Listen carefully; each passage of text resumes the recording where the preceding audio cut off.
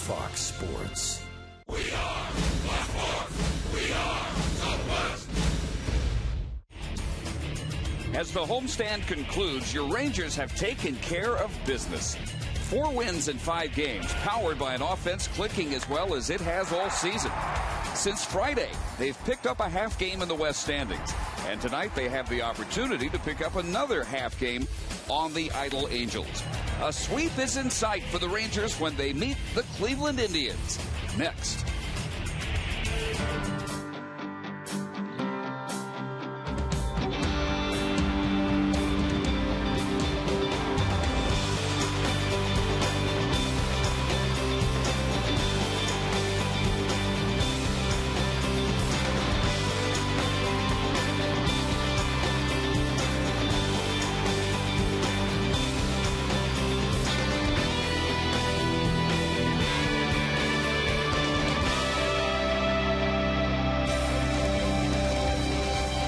Calendar says September. The weather feels more like April. It is a delightful 74 degrees as the Rangers prepare to finish off this 3-game series, and the entire season series winds up tonight against the Cleveland Indians.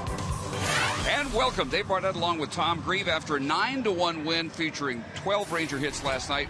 We can almost throw a dart and land on a worthy candidate to focus on in this game. We decided for Josh Hamilton. Great series, and last night his 3rd career Grand Slam.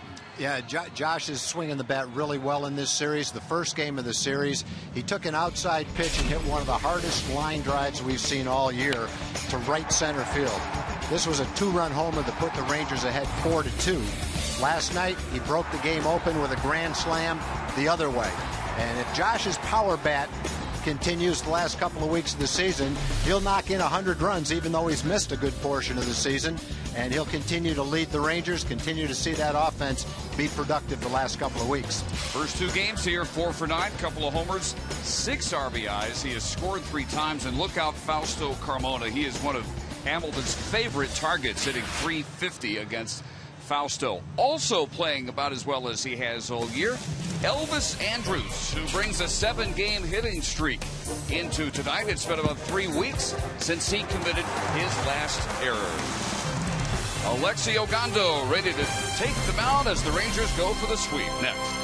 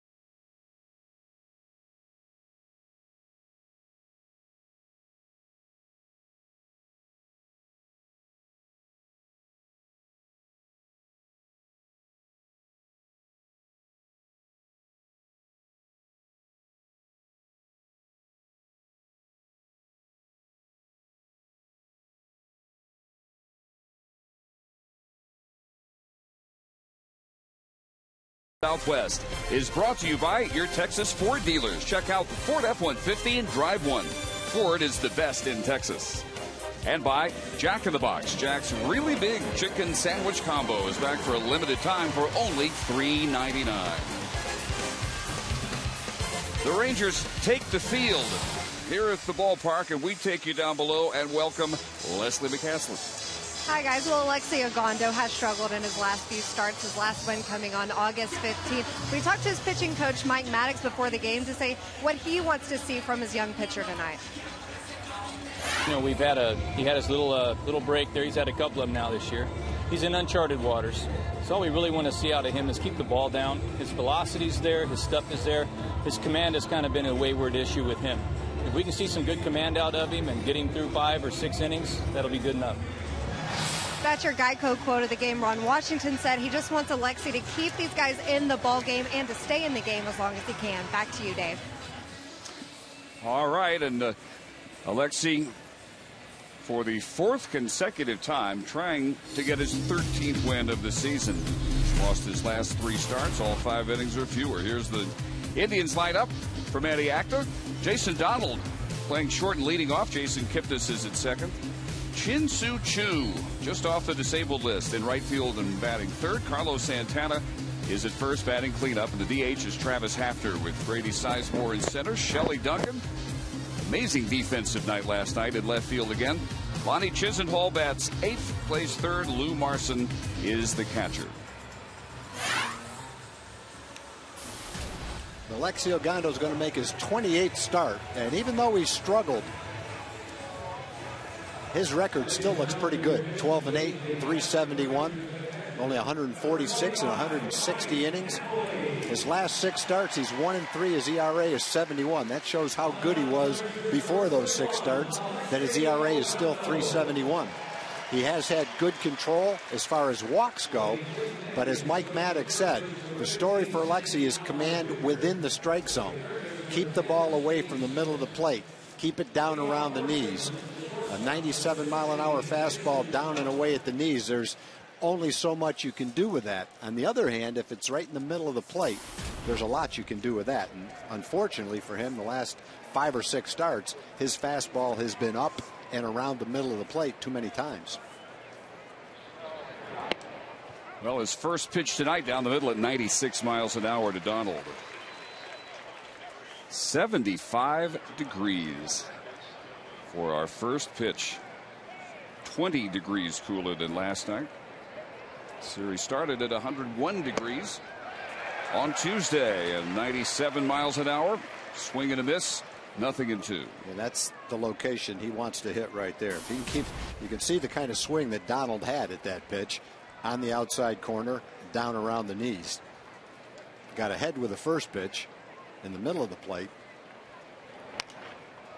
But there's the same pitch again, and that's about all he can do with it, is try to get a piece of it and hang in there. Jason Donald began the year on the disabled list, fractured his left hand, hit by a pitch in the spring. Came back, spent 3 months at AAA Columbus. And a swing and a miss. Gets a little behind Napoli, but no problem throwing down to Mitch Moreland at first to complete the strikeout. Ranger defense behind Alexi Ogando tonight. Hamilton, Chavez, and Murphy the outfield. Infield with Beltre at third, Andrus at short, Kinsler and Moreland on the right side, and Napoli is behind the plate. And here's Jason Kipnis.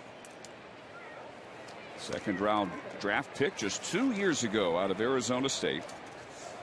This year made the AAA All-Star team. Indians brought him up on July 21st. And he has had a pretty good last couple of months or so.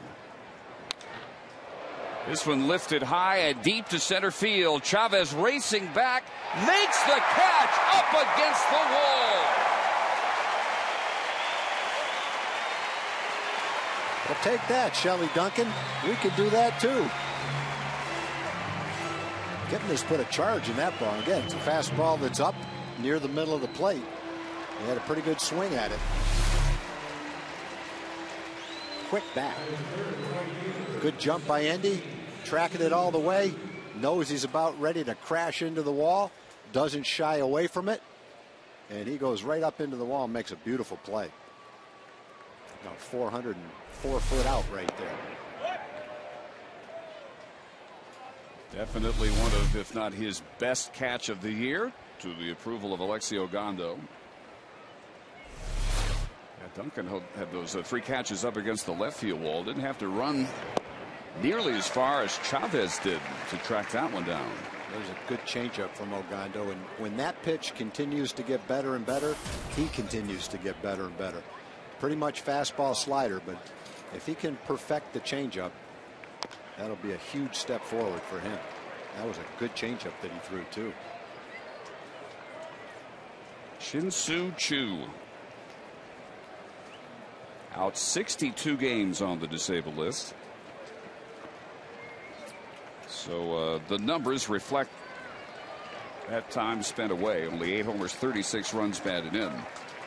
Last couple of years, he's been a 300 20-20 man.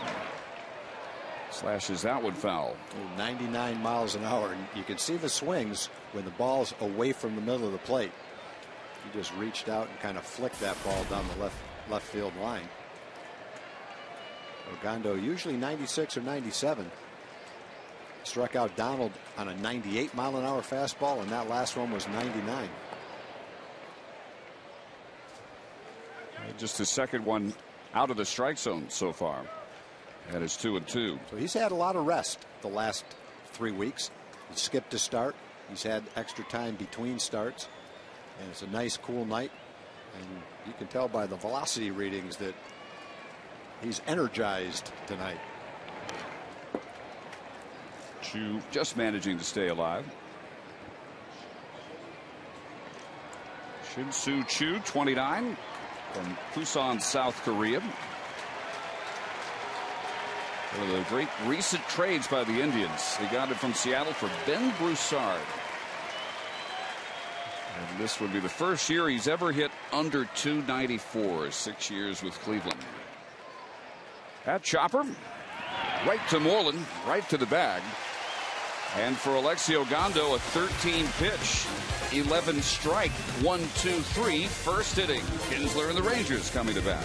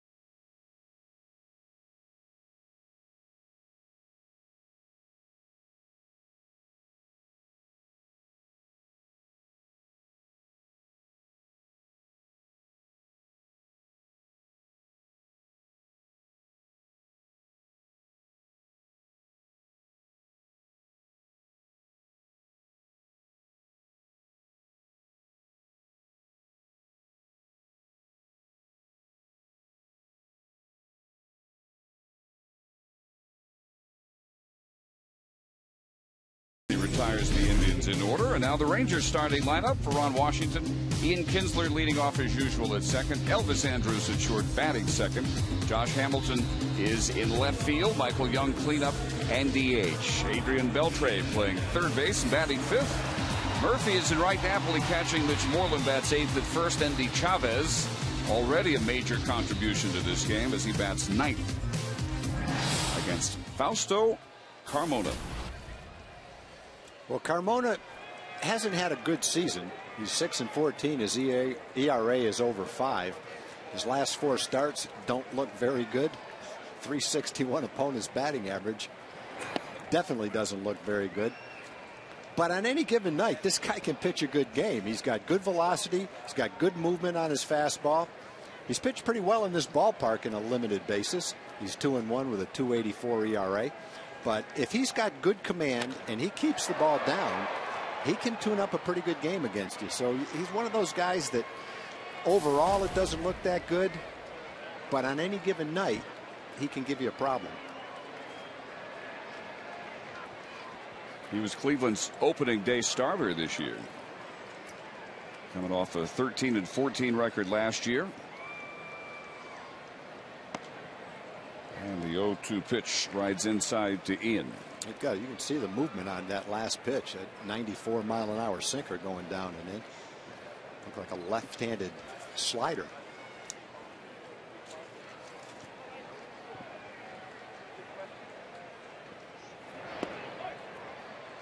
And that one missing low. 2 balls and 2 strikes. Our umpiring crew has Mike DeMuro behind the plate. Scott Berry at first, Laz Diaz at second, and Wally Bell is at third. The 2-2 pitch again rides way inside, and the count now full after he started ahead of Ian, 0-2. Nothing wrong with the pitches, the movement, just a matter of can you harness it and throw it over the plate.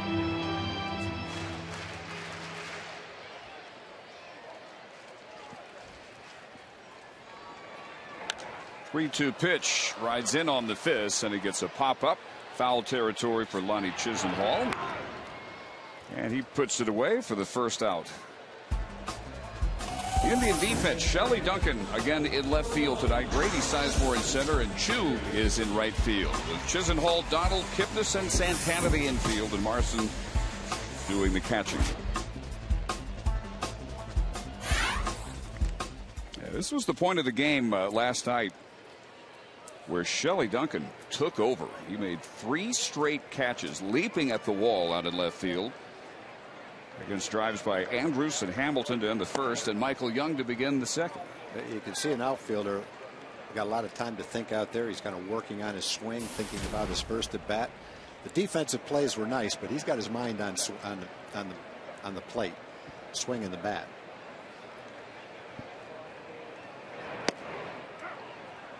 Strike at the knees to Elvis. Andrus last night 1 for 4, extends that hitting streak now to 8 games. And he has hit in all 22 games he has played in his career against the Cleveland Indians. Best streak on record for any opponent in the first 22 games against Cleveland. And it's to the tune of 388. He's driven in 20 runs in those 22.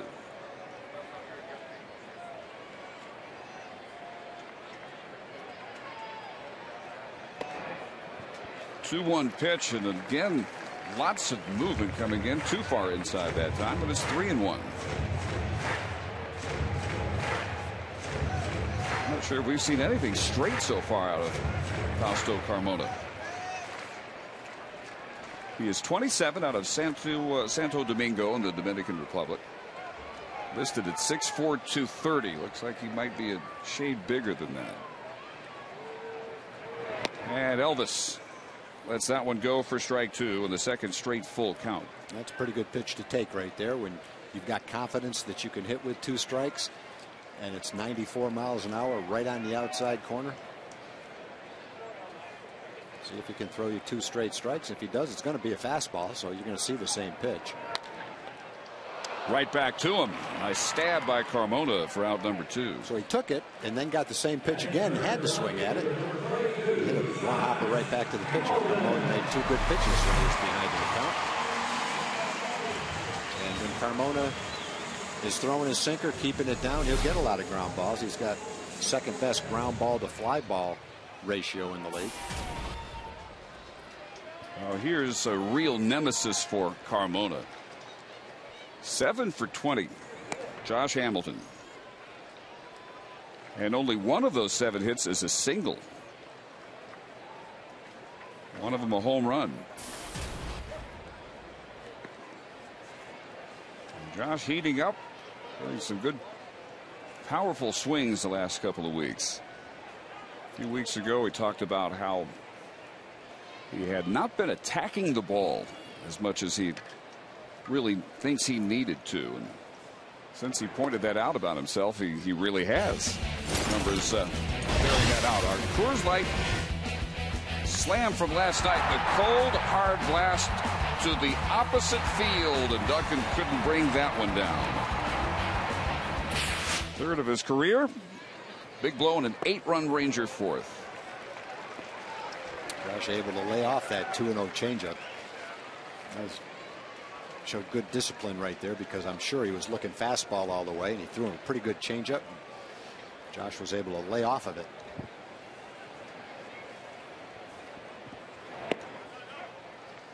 And taking all the way, he gets a high strike. Rangers faced a good sinker ball pitcher in the first game, Justin Masterson. He'd only given up 7 home runs in 200 innings.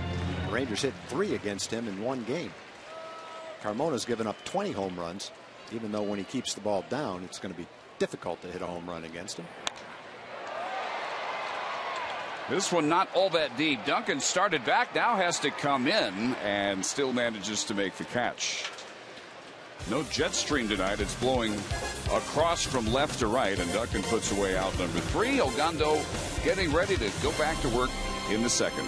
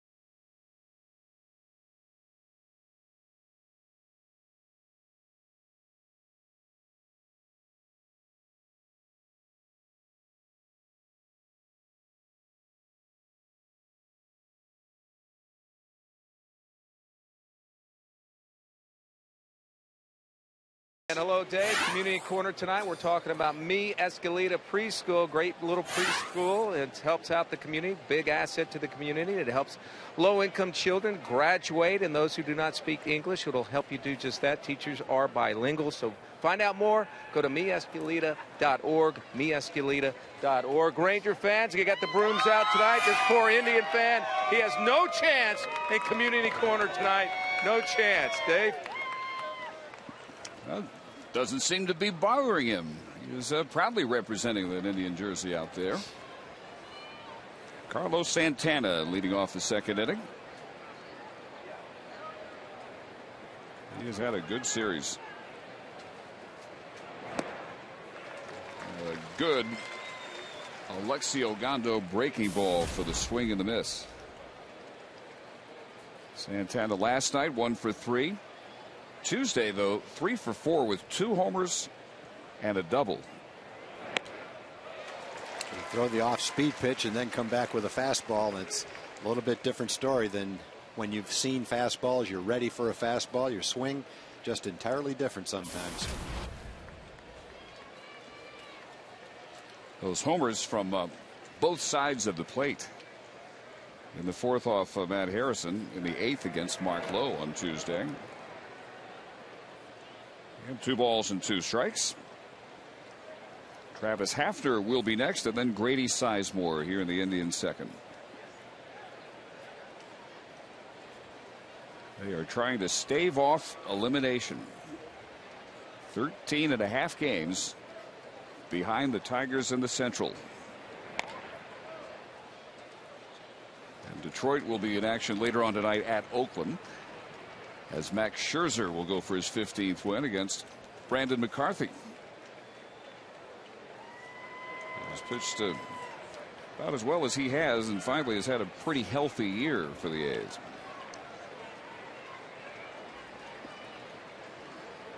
The Angels are idle tonight. And the 2-2 pitch a little bit wide. And Orgando has his first full count. Boston with a 4-game lead on Tampa Bay, 4.5 on the Angels in the wild card race. And going head to head at Fenway, Tampa Bay with the 4-run third leads the Red Sox 4-1 in the top half of the 4th inning. And Carlos Santana, first Indian to reach tonight, 89th walk of the year. He is top 4 in the American League.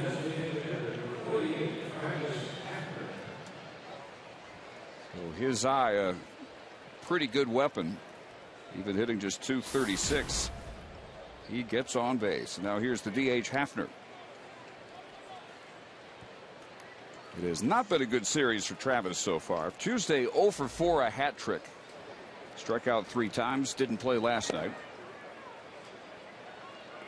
And takes ball 1 low.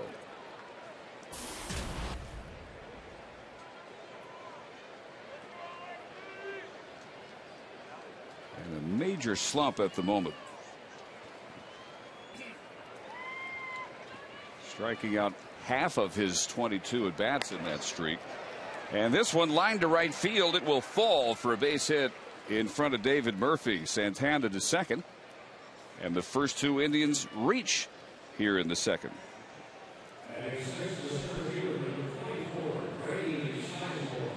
He jammed him, and he just kind of loops that little ball out into right field. See if Ogando can overcome the leadoff walk. Get a ground ball, get a double play.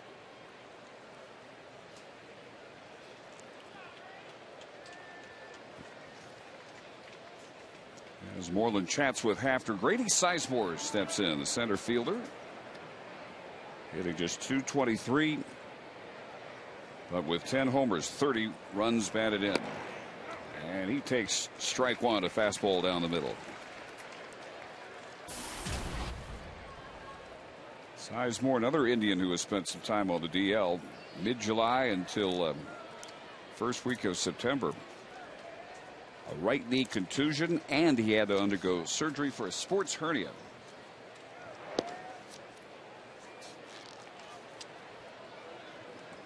And Sizemore, since being activated, just 1 for 19. But he does have that claim. Only player in Indians history, 200 doubles, 100 homers, and 100 stolen bases.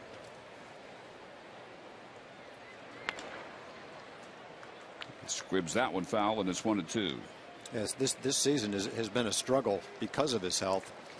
It was only a couple of years ago Sizemore was one of the really good young players in the league. Injuries have really hurt him the last couple of years. But he had a couple of years back to back where he walked 98 and 101 times as a top of the order guy. In about half a season, he's only walked 17 times this year, and that kind of a telling sign.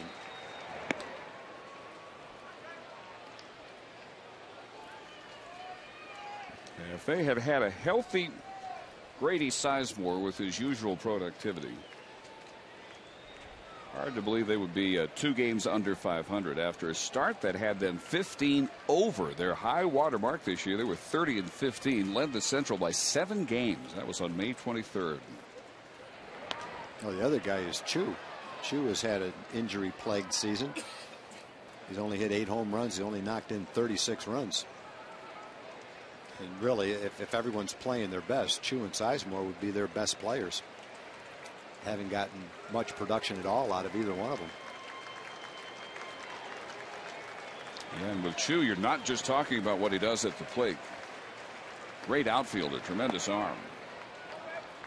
Well, full count to Sizemore, the second for Ogando, to the first 3 batters he faces here in the second inning. He cruised through the first inning and threw a lot of strikes. He comes right out and walks the leadoff hitter, and now he's 1 pitch away from walking the bases loaded now. Come back and make a good pitch right here.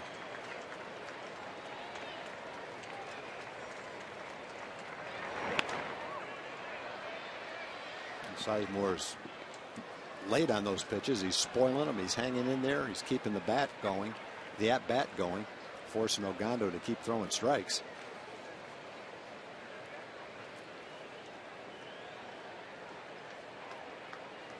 Alexi, having lost his last 3 starts, not going more than 5 innings in any of them. So trying to right that in this start, ramping up the homestand. Sizemore fights that one up off the fists, and the good crowd behind Ogando here.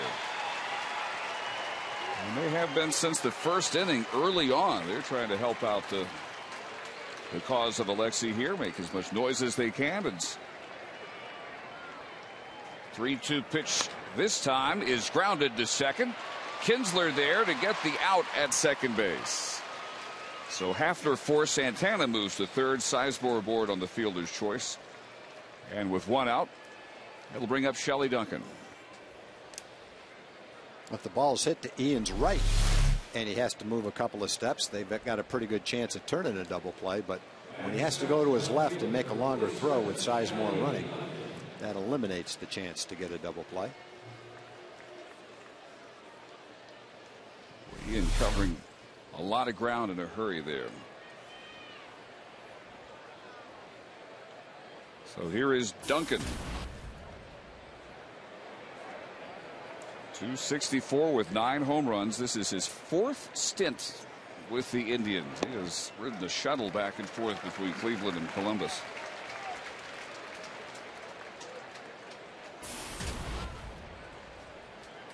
Not particularly good series at the plate for Shelley. But again, the defense is a different story.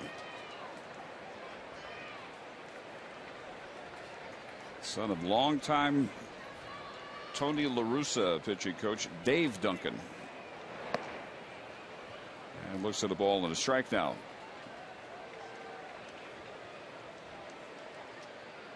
Duncan's second year with Cleveland, originally drafted in the 2nd round by the Yankees. 2001 draft out of the University of Arizona. Wildcats all-time home run leader.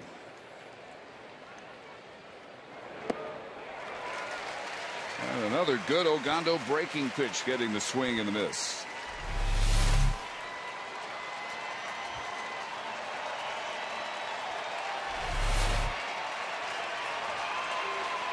And the crowd rising up again behind him. Good sign when Alexi gets that pitch working. That can be his strikeout pitch if he really has it on a consistent basis.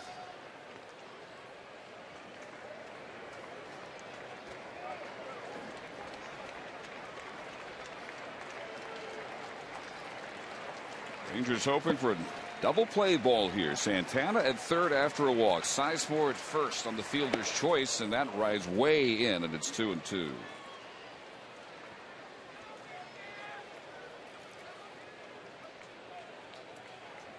This Indian team, as we said, burst out of the gate. They were the talk of the baseball first 6 weeks of the season or so. 30-15 from a 7-game lead to a 13.5 game deficit, as they have gone 42-59 since that great start.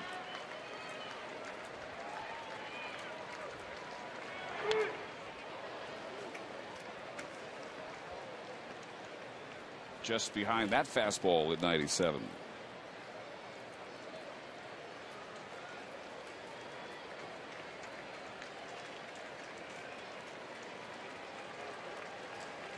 Lonnie Chisenhall would be next. The Indians try to jump out on top here.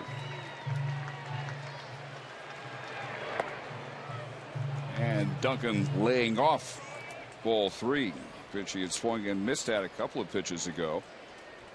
And to the first 4 batters for Ogando here in the inning. His 3rd full count.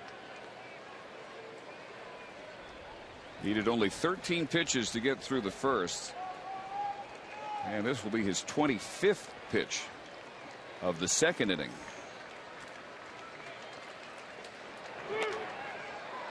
And it is popped up and right back underneath the lower level of Sweets. A nice play down there.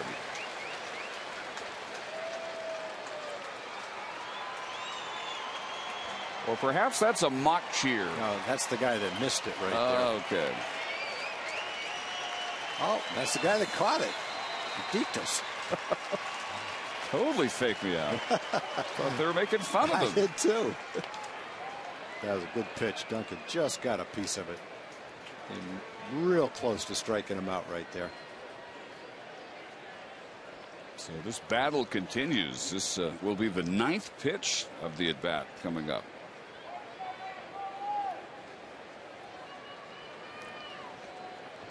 Innings like this really working against Ogando, going deep into his last few games. 5 innings has been about the limit.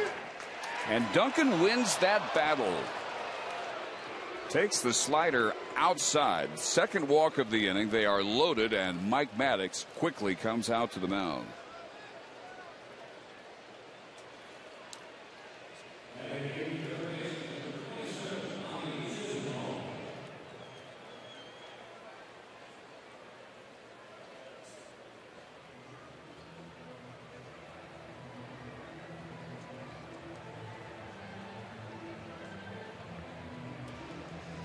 Well, we have totaled up all the high bids from a couple nights ago. The Fort Worth, the Fox Sports Southwest benefit benefiting the Shannon Stone Fund.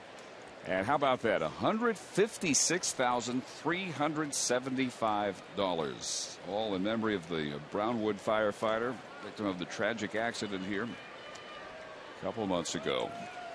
Thanks to all who participated. Congratulations for your winning bids. Well, the first pitch rides inside to Chisenhall. And as sharp as Ogando was in that 1-2-3 first, he is really searching for it just 1 inning later.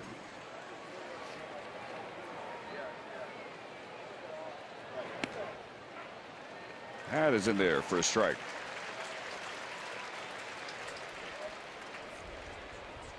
Chisenhall last night homered leading off the 5th inning, his 7th of the year, and already Scott Feldman gets up and starts to get loose out of the Ranger bullpen. It's a different story in September. You know, you don't need the starter to pitch deep into the game because you've got a lot of guys out in the bullpen. You've also got a well-rested bullpen. And at the same time, the manager doesn't have to push his starter if he's struggling early in a game, because you've got Scott Feldman out there, you've got Mark Hamburger out there, you've got guys that can give you innings. And you got 12 guys out there in the bullpen. So it's a little bit different type of game in September for a manager than it is in April, May, and June, when you're trying to push your starter along and you might have to rest your bullpen a little bit. Boy, and he is really just kind of fumbling around in the dark at this point, trying to get anything to get over, as he missed that side way inside, and another 3-ball count. You see Mike Maddox making the gesture out to Andy Hawkins in the bullpen. Push him along, get him going quickly.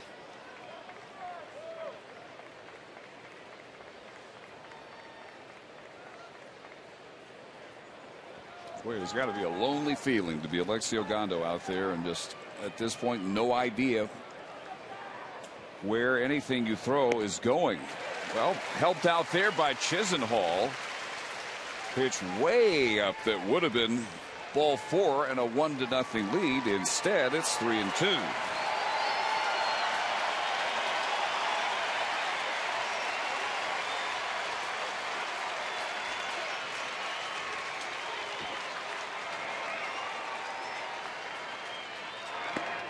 And a strikeout for out number 2. Well, when you've got the kind of stuff that Alexei does, even if you're struggling, you're still just a pitch away from having a good result. And he got Chisenhall to swing at a pitch up for the second strike and a pitch away for the third strike. A couple of good fastballs, and now if he can get Marson right here, it's been an ugly inning, but if he gets Marson, it's still 0-0 heading to the bottom of the second. A lot of pitches, but that's okay. We've got plenty of guys out there if you need extra pitchers today. Just get out of the inning. And strike 1 to Lou Marson. Last night 0 for 3, 2 strikeouts. And against right-handed pitching, hitting just 169 this year. About half his average against left-handed pitching. Same spot, same pitch, and now Ogando 1 strike away from getting out of this bases loaded jam. Well, Marson has to be saying to himself, he's been all over the place this inning. I come up, the first 2 pitches, he hits them right on the outside corner with 2 perfect sliders.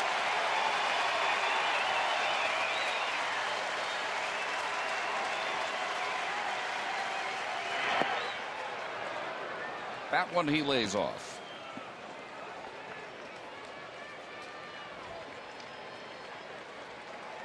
36th pitch of this inning. Marson looking for his first hit against Ranger pitching in this season series.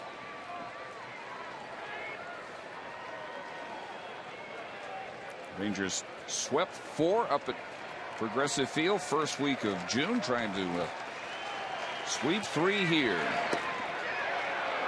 And again, way outside, and it's 2-2. You don't need a strikeout here. You just need an out. I mean, you can go for the strikeout to get Chisenhall, keep a sacrifice fly or a ground ball from scoring a run, but all you need is an out right here. So it doesn't take a perfect pitch, just a good pitch to get that third out. Borderline a little bit high for Mike DeMuro's taste, and now no place to put Marson at 3-2. Well, now if you're going to throw a slider, you don't have to throw it perfect on the outside corner. Just throw it for a strike. Same with your fastball. Now you don't worry. If you throw it down the middle of the plate, that's the way it goes. Take your chances. Just don't want to throw a ball. 5th full count of the inning. And he strikes out Marson swinging. And all that is a scoreless second inning. It just took a while.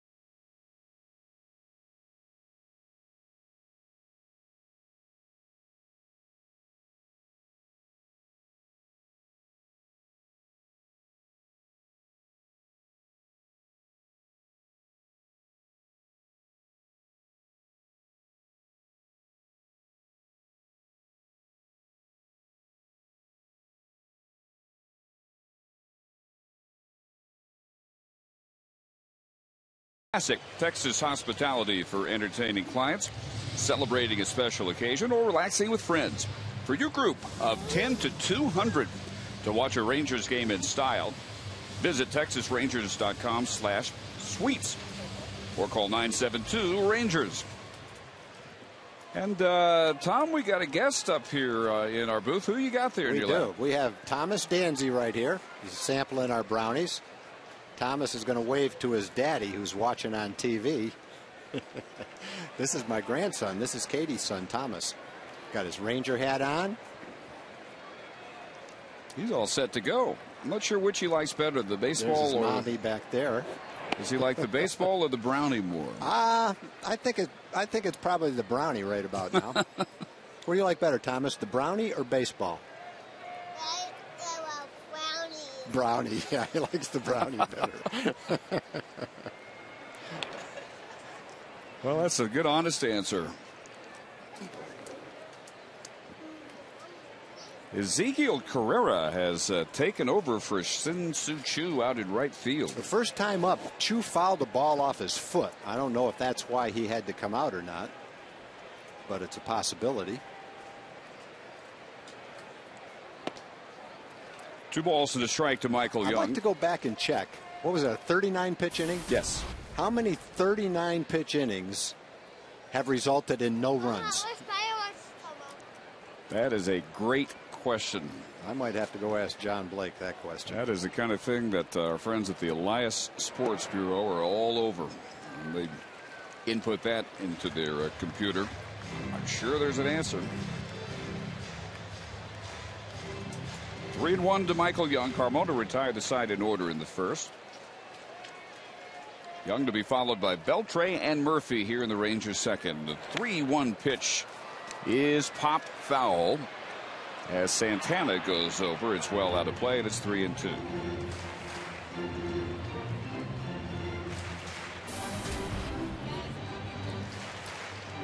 Best home average in baseball, .348 for Michael here at the ballpark. Well, he's hitting .334, so if he's hitting .348 here, he's probably hitting about .320 on the road. So it's pretty consistent, pretty much what you'd expect from Michael. So he works a walk. First Ranger base runner of the night. Now, Carmona was on the verge of a couple of walks in the first inning. Pitched around him, though.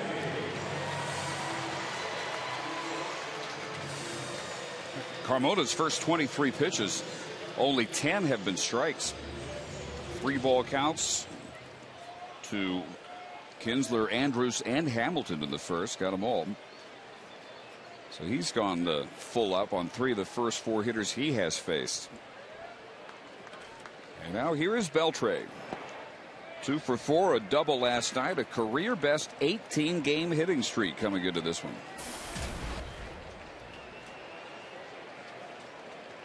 In the streak, he's hitting just under 400, 397. And he and Jacoby Ellsbury of the Red Sox have the longest active streaks going in the American League at 18 games.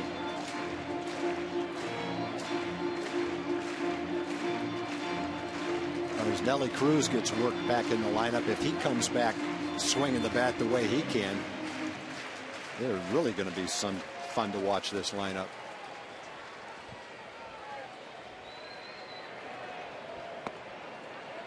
Low, 2 balls and no strikes. Well, if you're Carmona, you've watched the first couple of games of this series, and you've seen what the Ranger bats have done. You've seen how they hit 3 home runs against Justin Masterson. So you got to be saying, I've got to keep the ball down. I've got to throw my sinker. I've got to keep it down, and I've got to get ground balls. Here's what he's trying to do right there. Keep it down, make it sink, and throw a strike.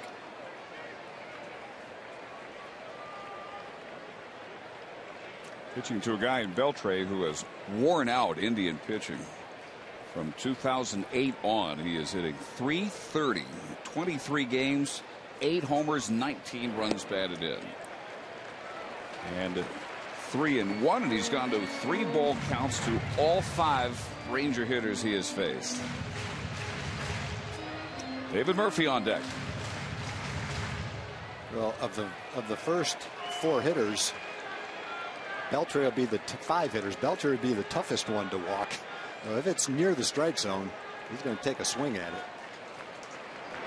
But it wasn't near the strike zone. Nowhere close, in fact, and so back-to-back walks to begin the second for Carmona. Well, both pitchers breezed through the first and then came out and struggled.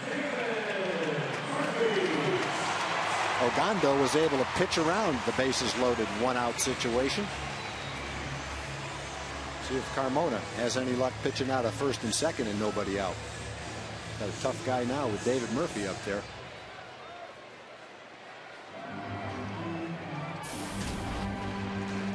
And David, a 500 career average against Carmona at 6 for 12. He has hit in 15 of his last 17, a .414 clip. Going on about the last 3 weeks. And he takes that sinker low. Carmona just not able to get it up enough to get anybody to swing at it so far. Aiming for the bottom part of that zone, but it's starting at the bottom of the zone and then dipping well below.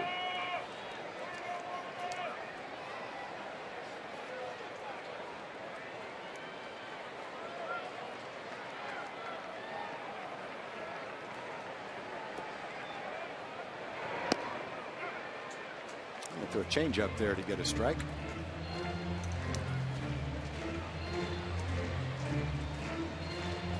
Mike Napoli, David Murphy, 2 of the top 3 September batting averages in the league, with Mike on deck.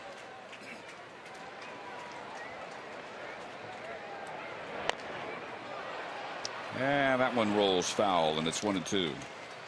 That one might have stayed fair, but it hit right on the edge where the grass meets the dirt and kicked to the right and went foul. It did stay fair. It would have been just like a sacrifice bunt. Right there. Yeah, came down and hit the edge.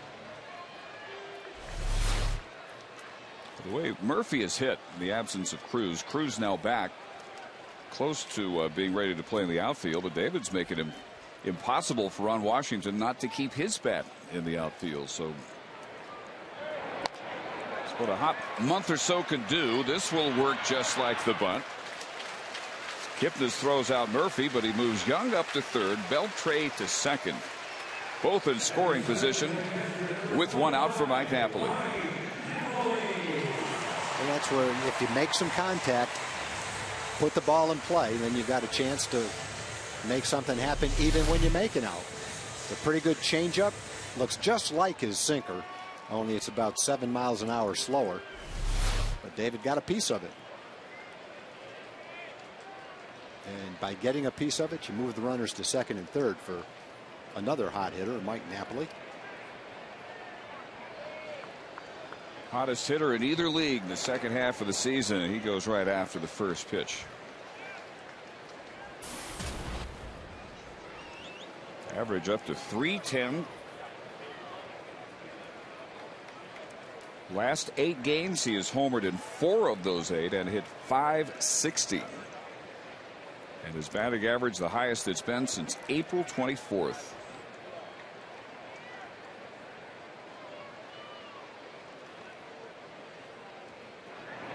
A lot like Murphy, Tom, in that his bat has made it impossible for Ron Washington not to keep writing his name in the lineup somewhere. Wash says that Yorvi Torrealba will catch tomorrow, the first game of the Seattle series.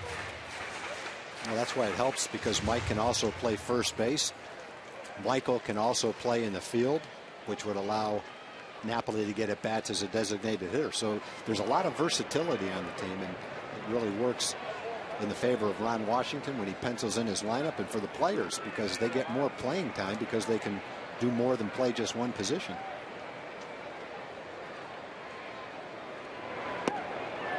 Had a notion on that one, wisely let it go. 2-1.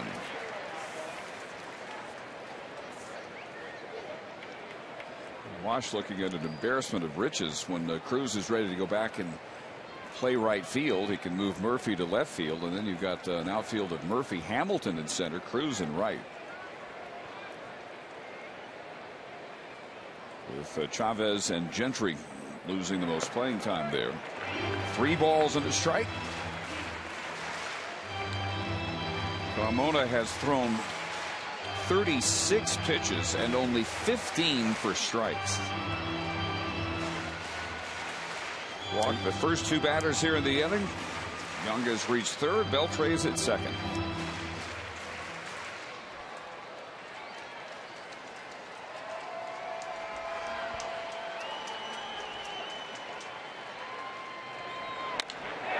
Line drive caught by Donald for out number 2. All you can do is look for a pitch and hit it hard. And occasionally there's going to be a fielder in the way, no matter how hard you hit it. And Napoli's looking fastball, 3-1. He got a fastball. He has his normal great swing at it. He hits it well. And unfortunately goes right at the shortstop. Otherwise it's a 2-0 game.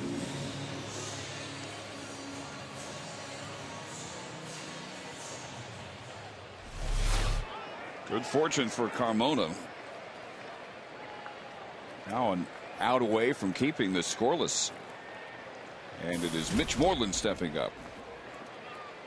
2 for 5 in their first encounter. Mitch off last night. But brings in a modest hitting streak of 3 games, driving in 3 runs in those 3. Only 2 RBIs in his previous 16 games. It's been a streaky year for Moreland. And about time for him to go on a pretty good hitting tear.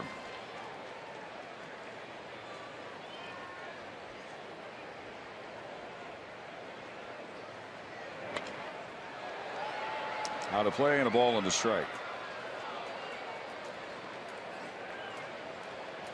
Rangers for the 3rd straight day have a 3-game lead on the Angels. And again, LA is off tonight. So the Rangers can get it up to 3.5 or fall to 2.5 as they will head up to Seattle after this game. Out into left field, easy play for Duncan, and Carmona works out of the jam caused by walking the first 2 batters he faces in the 2nd inning. It's still scoreless.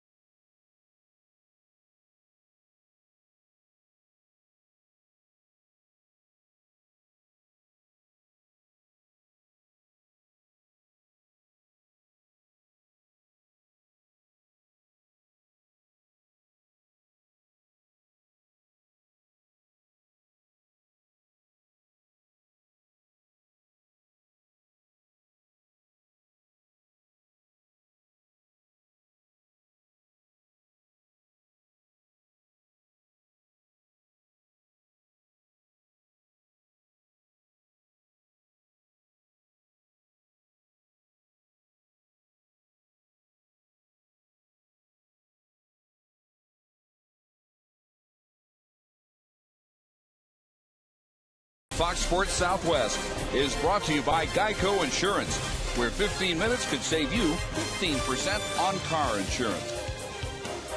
And by AT&T, rethink possible.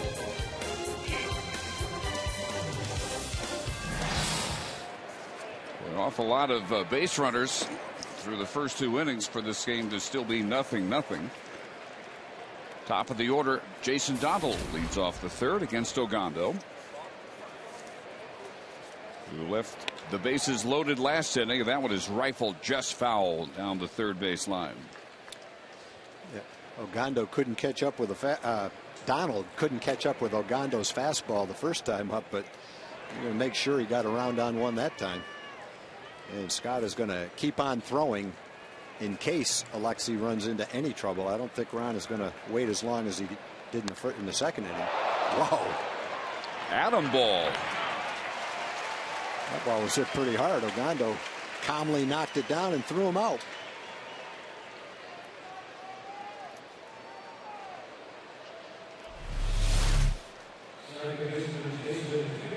Luckily, it was hit to his glove side, and he was able to get his glove up. Fortunately, if that ball was hit on the other side near his right arm, I don't think he would have been able to get the glove over there to block it. So Donald 0 for 2, and here's Kipnis. First time up, he sent Andy Chavez to the wall in center field. Made a fine running catch to rob him of extra bases. Another great crowd. Good walk up today, it looks like. Yeah, the lower two levels just about packed, and the upper deck is still filling in. Late arriving crowd, but a good one. Send the Rangers off on the road. Ian Kinsler retires Kipnis. And that is 4 straight retired by Ogando after loading the bases. Well, just like the fans are coming in, Dave, the boxes of sweets are coming in too. A lot of people to thank. I want to thank Karen Wade. Sent up some chocolate chip cookies. Karen's from Gainesville, Texas. Sent up a sample of her cookies from her catering company in Gainesville. Bunny Brainerd sent up some chocolate chip, coconut, macadamia nut, and kisses. Thank you very much, Bunny. They look great. We have some molasses crinkles from Laura Bell. Laura's from Arlington and is a longtime Ranger fan. Loves Ranger baseball. Thank you, Laura.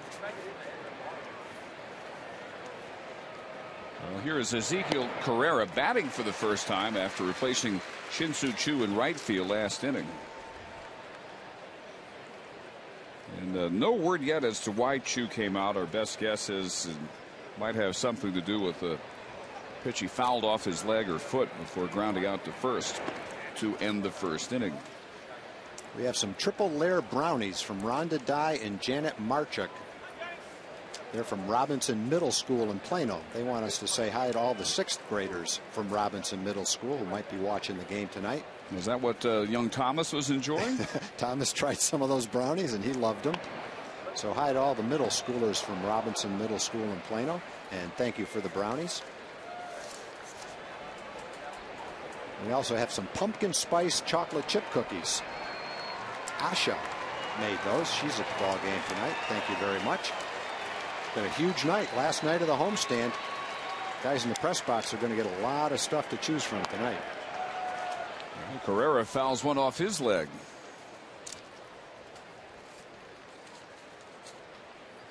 This is Ezekiel's 3rd stint with the Indians this year.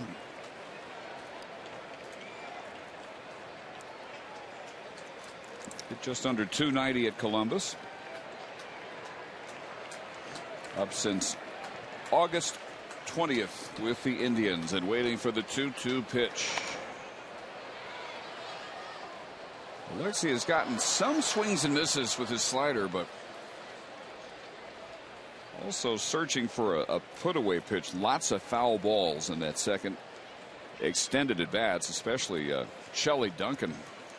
Fouled off pitch after pitch, finally walked in a 9-pitch at bat to load the bases.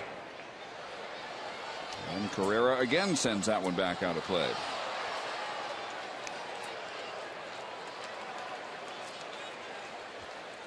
Carrera from Venezuela, originally signed with the Mets in 05, went to Seattle along with Andy Chavez and some others. Moreland handles the sharp one hopper, and it's exactly the inning Alexi Ogando needed as he sets down the Indians in order.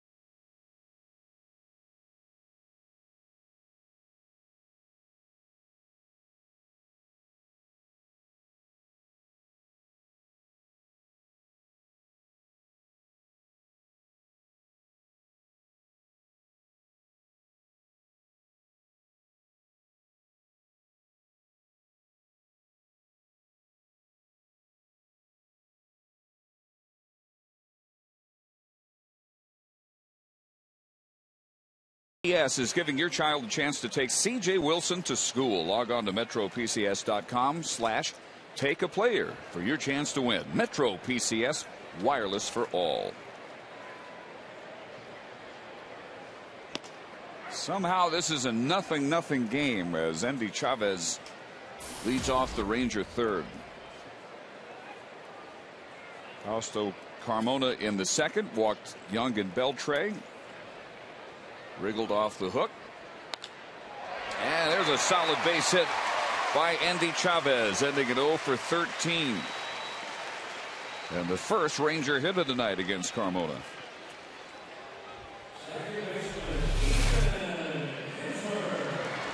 Pretty good pitch. Down and sinking and out of the strike zone. And Andy still hit it. And hit it pretty hard, too, in the right field.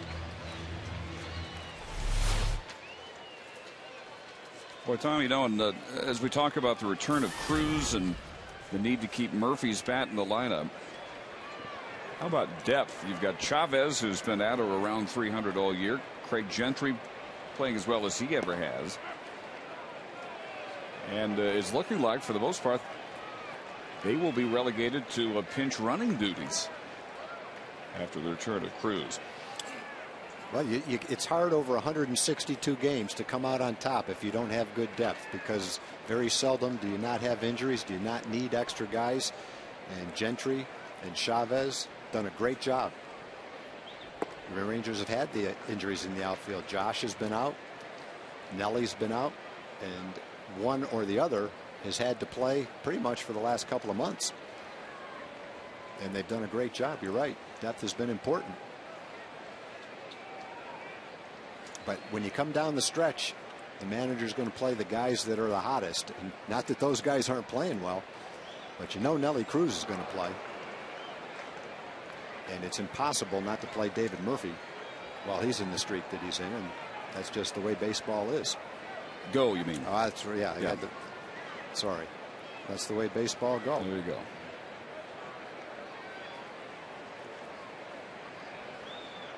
One and two to Kinsler. He popped to third his first time up.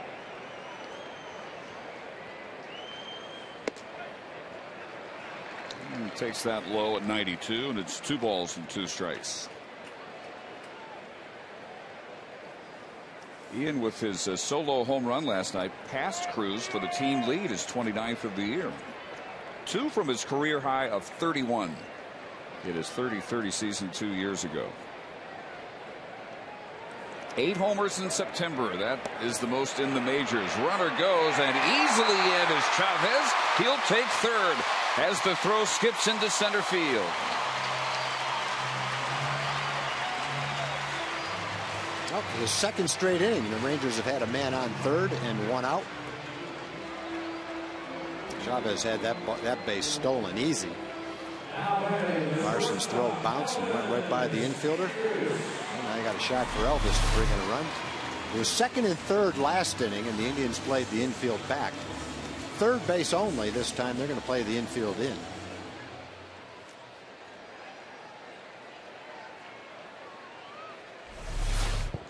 So an error on the throw after a stolen base, and going after the first pitch is Andrews, and he drills it to left, and the Rangers lead it 1-0. That was almost the same thing that happened last inning. Mike Napoli drilled one with 1 out in second and third, only hit it right at the shortstop. Elvis drilled one, but he got it by the shortstop, and Rangers score first.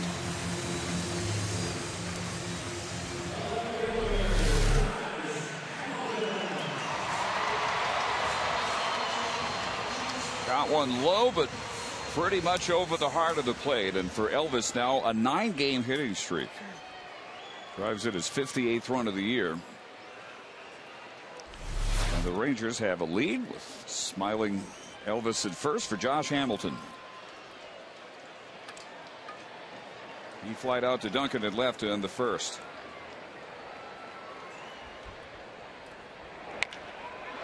Boy, about as hard a hit as you could get, and it turns into the force at second. Josh fast enough to beat the return.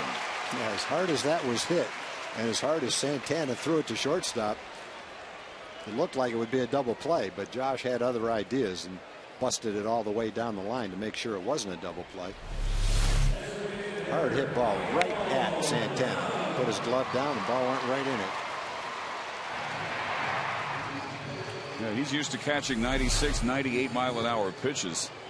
That had to be a good bit faster, you would think, than even 96, 98.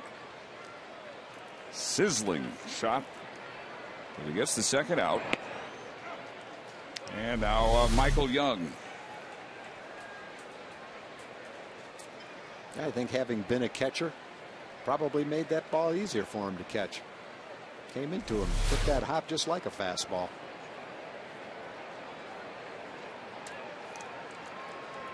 Michael walked to lead off the second and grounds this one to Donald. And Santana digs out the throw. Nicely done. But the Rangers take the lead. A run on 2 base hits, an error, and a man left. And it's 1-0 headed to the 4th.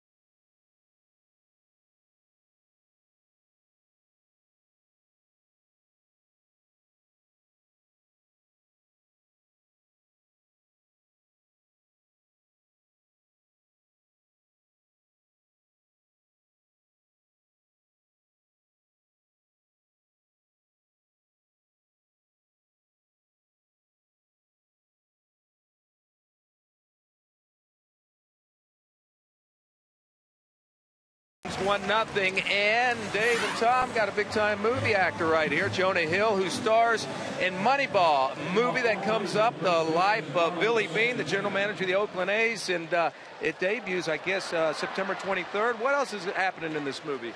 Well, basically, you know, it's a great sports movie. It's a great movie about baseball, but more than that, it's really a movie about underdogs and being undervalued and finding value in people that everyone else overlooks. Now, Brad Pitt does play Billy Beane on that, and yes, I heard he did a great job. He does a fantastic job as Billy. I mean, it's a really moving, raw, incredible performance, and you know, it's a different movie that you're used to seeing me in. You know, you're used to seeing me in comedies and stuff like that, and this is a drama. So for me, it's really exciting to get to act alongside Brad and Philip Seymour Hoffman. I'm very, very humbled, and it's very surreal. Ron Washington, the character of Ron Washington, I understand, is in this movie. Yeah, Brent Jennings plays Ron Washington, and he's great. Wash has like 2 or 3 of the funniest lines in the movie. There we go. Well, that'll turn out a lot of Ranger fans right there. What's next for you? What else is coming out? We got Moneyball coming out September 23rd, and then I created an animated show that's going to be on Fox after The Simpsons and before Family Guy called Alan Gregory that I do the voice of. And then insane, crazy, R-rated babysitting comedy called The Sitter that comes out December 9th. All right, there we go. Jonah, appreciate it. Thanks for the time. Thank you very much, Dave. Yeah. Wow, you know, I did not recognize him when he went down to throw out the first pitch. He has lost a ton of weight. He's really good. And the haircut is different. That's got to be a good 30 pounds or so that he has good for him. Taken off. Yeah, good for him. Not a bad throw either, Jonah. Nice going. Everything I've ever seen Jonah Hill in, he has been hilarious. Bit part in 40-Year-Old Virgin, starring role in Get Him to the Greek. He was in Knocked Up, The Invention of Lying, on and on. Some of my favorite movies of the last 5-6 years. You're going to take in the babysitting movie? I am now. Hafner skied out to Chavez. How about Ogando? Since he walked the bases loaded, he's retired 7 straight. So he was on the verge. Scott Feldman was warmed up. Mike Maddox was signaling out to the bullpen, hurry up, get ready. And he strikes out Chisenhall, strikes out Marson. And if he can get Sizemore right here, he'll follow that inning up with 2 1, 2, 3 innings. Nice comeback for Alexi. If he's gone in the 2nd inning, he probably doesn't get another start. But if he finishes this game strong, he probably does. Sizemore grounds out, and a 6-pitch 1, 2, 3, 4th inning. This is the Alexi Ogando we saw the first part of the year.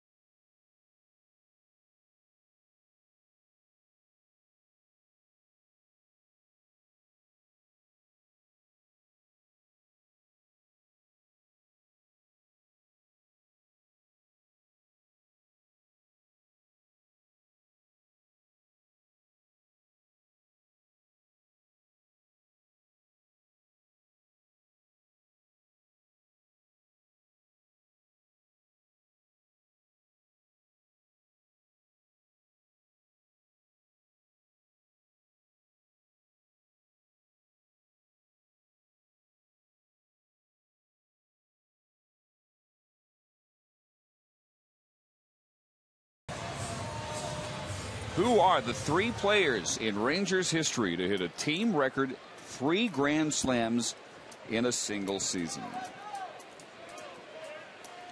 I was only able to come up with 1. It was my first guess and drew a blank on the other 2. Here's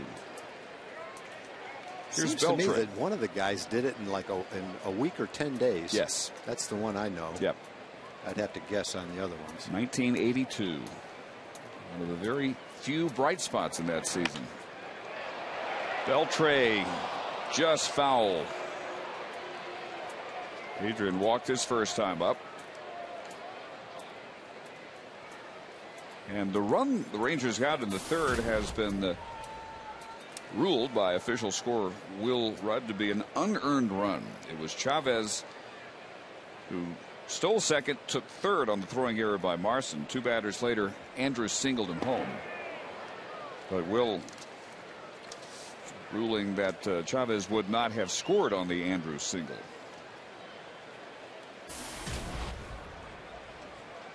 So helps out the case of Carmona a little bit. Really doesn't change anything as far as the Rangers are concerned.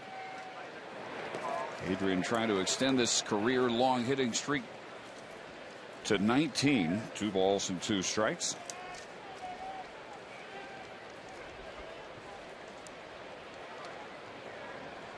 Tampa Bay putting it on the Red Sox, up 6-1 now at the bottom of the 6th inning. Yeah, Red Sox Nation is sweating it. Luckily for the Red Sox, Tampa Bay lost to Baltimore the last 2 days. And so the lead is 4 games coming into today. But if they lose tonight, it's 3, and there's 3 more games left in that series. Beltre, Carmona's 2nd strikeout victim.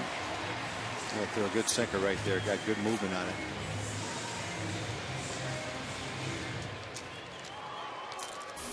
Boy, the Rays just last week were as many as 7 games out of the wild card. Murphy sneaks that one past Kipnis. Another base hit for David. Well, the last time up on an off-speed pitch, he was out in front and hit a ground ball to second. This time he was a little bit out in front, but he got more of it and was able to drive it past the second baseman into right field for a base hit. So after you've seen the pitch, David's able to wait just long enough to get it by.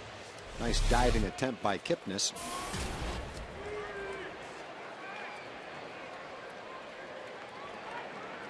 Third base hit against Carmona.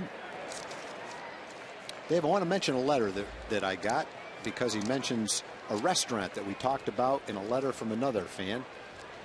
This one's from Lonnie Stoker. Lonnie's 84 years old, lives in Arlington now. He grew up in Trent, Texas, just outside of Abilene. And in the letter, he talked about growing up on his baseball and basketball teams, trying to scrounge uniforms during World War II, driving to games in a Model A Ford with his friend Troy Kagans. Joined the Air Force. Big Ranger fan. He went to Hardin-Simmons University. And he mentions a restaurant we talked about a couple of weeks ago. Napoli drives a base hit to center. That guy hits the ball hard every time up. The only way you get him out is if he hits it at somebody. Another line drive for Mike. And just finishing up on Lonnie's letter. When he was at Hardin-Simmons, on the days where he had enough money to go out on a date, they went to Mac Epley's restaurant. We talked about that before. That was outside of Abilene. That must have been a great restaurant to go to. Yeah, they said the high school and the college kids loved hanging out there. Yeah, that's where they hung out. And when we talked about that, it kind of got Lonnie to thinking of a bygone era, as he called it, and thanked us for mentioning that restaurant. And I got a feeling if we've had 2 people that know about Mac Epley's restaurant, there's a lot of other people out there too. It must have been a great place to go. 2 on, 1 out. And Mitch Moreland fouls the first pitch back. He ended the second, flag out to left with runners in scoring position. Young at third, Beltre at second.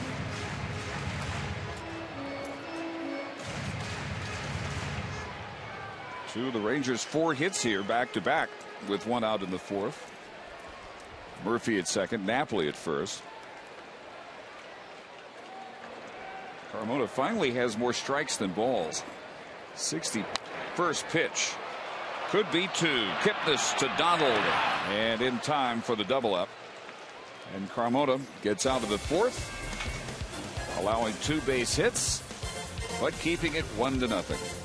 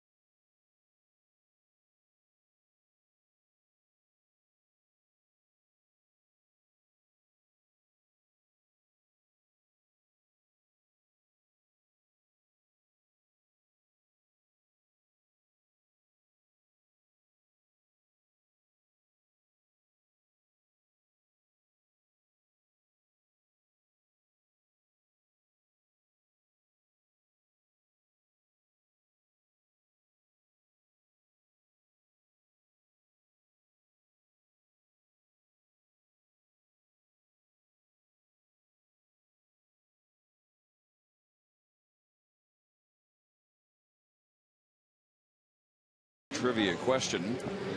3 players in Rangers history to hit a team record 3 Grand Slams in a single season.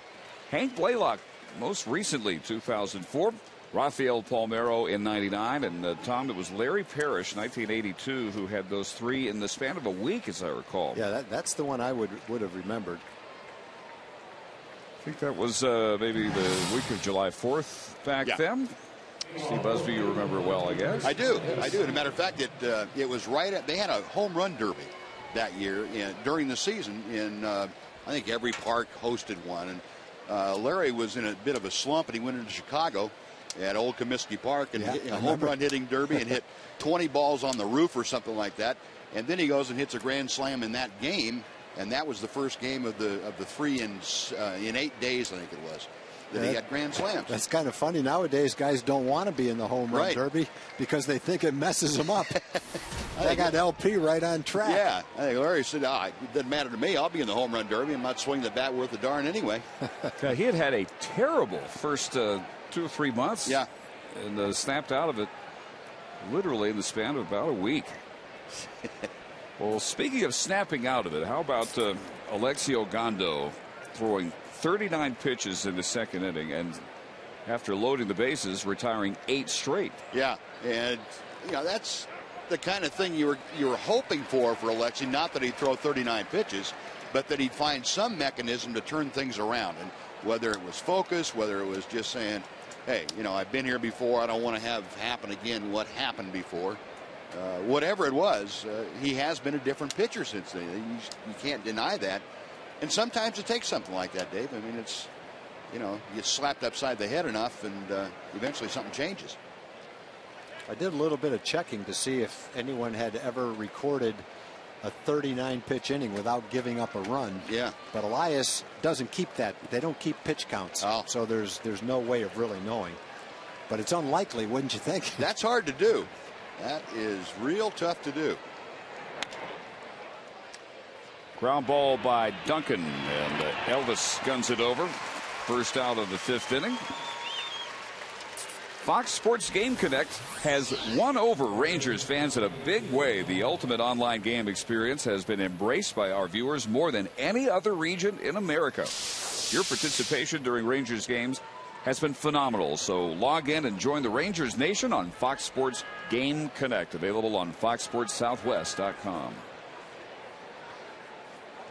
Yeah, I think that's been the case for a couple of weeks. We were told that Fox Sports Southwest and all you taking part in the Game Connect have really turned it into a nice feature. We look forward to responding to your buzz and your questions every night. Chisenhall. Boy, there have been some weakly hit balls since that second inning. Lonnie retired by Moreland. And from Kyle, our Game Connect buzz tonight, what are some basic examples of things said during a pitcher's mound visit? Encouragement, advice, or maybe you would know that better than Buzz. Buzz. I've never been in that situation before. Well, the first thing that's said is the pitcher out of the pitcher's mouth is, "What are you doing out here?" That's what you used to say. No, some guys are a no. little more cordial than that. No, when I had a visit at the mound, I knew exactly what it was about. There was never a doubt in my mind. Some guys and catchers are really better at doing this, or were better at doing this. Knowing when to pat a pitcher on the back and when to kick him in the rump, so to speak. What gets him motivated, what gets him going back to the focus that he had. A lot of the meetings at the mound are just a break from the action. Whether it's the pitching coach coming out, the manager coming out, unless he's changing pitchers. But just to kind of, usually it happens when a guy has had a rough streak of hitters, and you just want to give him a mental break, get him out of the routine of giving up hits or walks or whatever's been going negative, and kind of settle things back down. It's a lot of times you start speeding things up in your mind, and you never can get out of the rut you've gotten yourself into. Little looper out to shallow right field, and David Murphy puts this one away. A 10-pitch 1-2-3 inning. And 11 in a row retired by Alexio Gondo. One hitting Cleveland now through 5.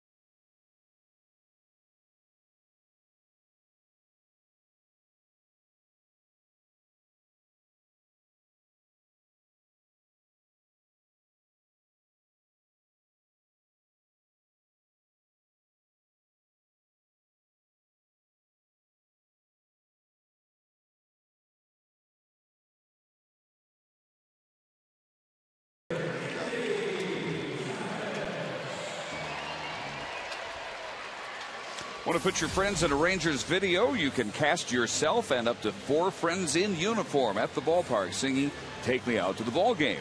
It's free to upload your photos and share the video you make. Just go to TexasRangers.com/JibJab. That is JIBJAB. And 1-0 Ranger lead into the bottom of the 5th with Chavez, Kinsler, and Andrews against Fausto Carmona. Only run coming in the 3rd. Rangers 2 hits in the 3rd and the 4th. Chavez scored that run. He led off with a single, stole 2nd, took 3rd on a throwing error by Marson. Throw skipped into center. After a Kinsler strikeout, Elvis Andrus singled him home.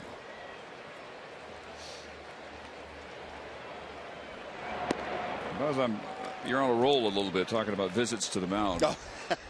Were you ever out there and here comes the manager? Did you ever get tempted to say, what kept you? No, because I usually knew what kept him. He was hoping things would get better. And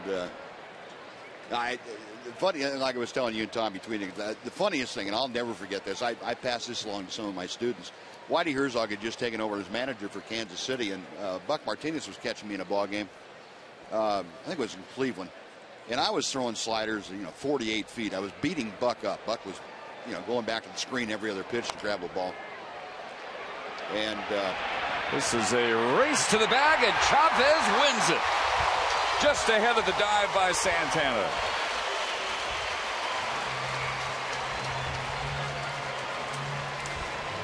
Buck didn't have enough catching gear on. No, he didn't. No, what he needed was a net, and didn't have one. Anyway, Whitey comes out to the mound, and it's only about the 3rd inning, and Buck is black and blue.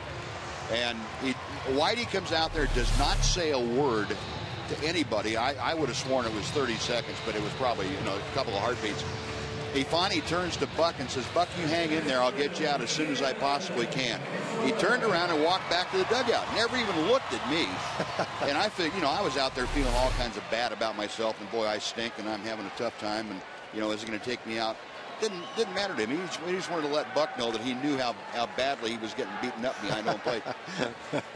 Well, it looked like the Rangers got a break there. It appeared that Santana got his mitt on the bag just a hair before Chavez's foot hit. Yeah, it's almost impossible for the umpire to know exactly what the sequence was right there. We have slow motion replay. So when that thing's happening, one guy's diving with the ball, the other guy's getting close to the bag. Tough call from the umpire. 5th Ranger hit. Kinsler has popped up and struck out. My favorite story about a visit to the mound, Jim Kern says that when he was in the minors, he was just getting shelled. Manager comes out, and Emu says, "Don't take me out. I'm not tired yet."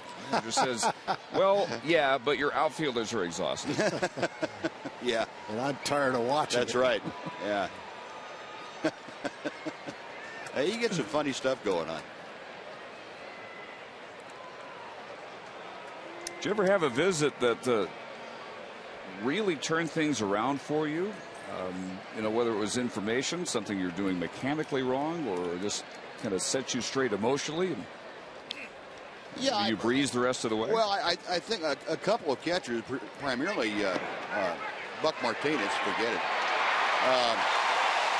Chavez steals his 2nd base. And the reason I bring up Buck a lot is because he got to know me the best. He was catching me when I was coming up through the minor leagues at AAA. So he got to know me real well, and he had a real good feel for when I needed to be kicked in the hind end to get my focus back on track.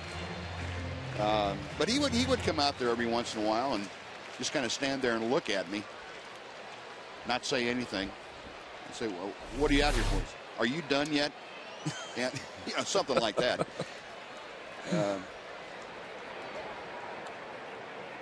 I don't, people. I wasn't the most pleasant guy to be around when I was pitching. Not many people spoke to me whether I had a no-hitter going or not. And as our director Dave Burchett reminds me, it doesn't apply to just pitching. People don't like to speak to me anyway, but that's all right. Oh, now at least you got 2 people right here, Buzz. Yeah, you're a captive you're welcome audience. Here you're welcome in the 5th inning every game. Thank you. I appreciate that, Todd. So no, my managers, when they came out, there was a purpose. It wasn't to help me out. It was to help me out of the ball game. 3-2 to Kinsler. But there was a lot more reliance then on catchers handling that kind of thing, right, than there is now. And part of it's because pitchers and catchers don't stay united in the same team for as long as they used to. But catchers, I think, took more charge of the game, particularly the pitching part of the game, than most guys do now. So it was their responsibility. If a pitcher was kind of shaken up, it was their responsibility to go out and have a talk with him and get his head back where it was supposed to be. Good at bat there by Kinsler as he works a walk, and now the Rangers, with nobody out here in the 5th, have 1st and 2nd for Elvis Andrus. Well, Elvis drove in the only run in the 3rd inning with a base hit. He may be asked to bunt right here to move the runners around. Carmona only has himself to blame for this. I mean, he did not get off the mound on the ball that Chavez hit.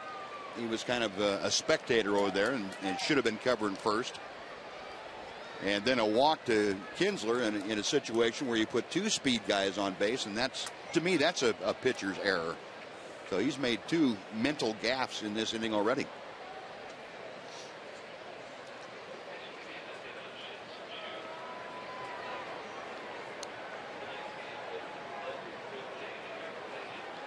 So the infielders at the corners, Chisenhall and Santana charging, and the bunt goes to Chisenhall.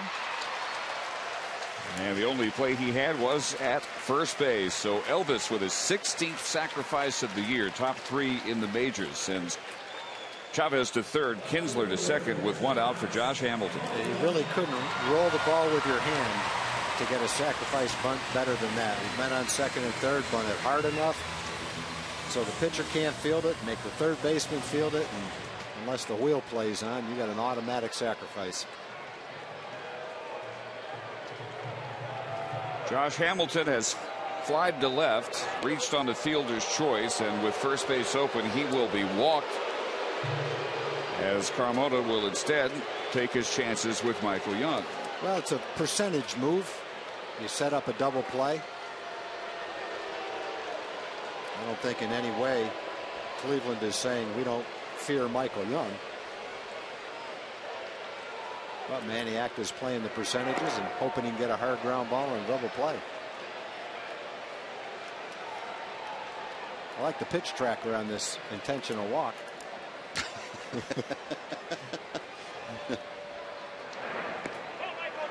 Ball 4 drops down to 1st. I think that's as far as it goes. Yeah. Those dots, I think, are outside the rectangle there. Well, meanwhile, we get word on why Shin-Soo Choo left the game in the 2nd inning. Left rib cage aggravation. So it didn't have anything to do with the foul ball then. No, but that was still a good guess. Well, got to take a guess every now and then. The only thing we actually saw. So loaded up with 1 out, and here is Michael. 4 grand slams in his career. Tonight he has walked to lead off the 2nd and grounded to short to end the 3rd.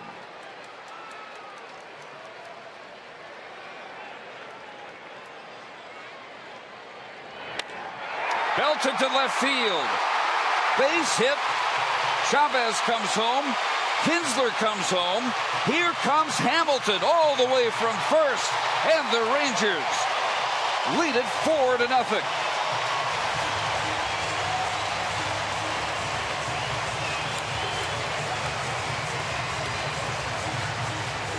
That's just so typical of the Rangers recently. They'll be going along for 3, 4, 5 innings in a close game, a low-scoring game. But there's just so many guys in the lineup hot right now. When there's base runners out there, anybody can step up and do this. It's been Michael all season long. He's now knocked in 101 runs. 2nd time in his career he's knocked in more than 100 runs. And it sure helps to have Josh Hamilton on first base. Yeah, didn't we see Michael last night make Josh run all the way from first to home and hard? Made the same remark last night. You get a lot of RBIs when you hit doubles with Josh on first. Michael safe at second. Safe and secure New York life. There's been big hits over the last week with a lot of men on base that just kind of break games open. That one is well hit. Deep to right center field and gone. A two-run shot by Adrian Beltre, and it's 6-0 Rangers.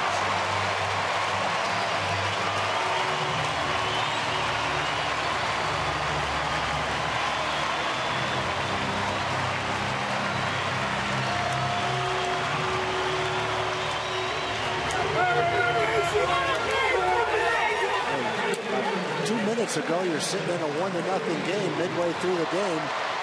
And then 2 pitches later, the Rangers have 6 runs. And here's David Murphy. Well, they made Beltre run the gauntlet in the dugout. I'm thinking, don't make him tweak his hamstring again. Go easy on him down there, guys.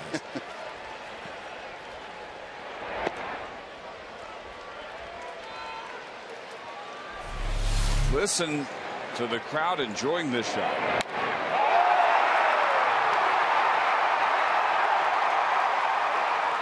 Carmona's seen this before. Watching the first 2 games of this series. It was an 8-run inning yesterday. The second time in this homestand, a right-hand hitter's driven the ball over the Ranger bullpen. Napoli did it earlier, and now Beltre's done it.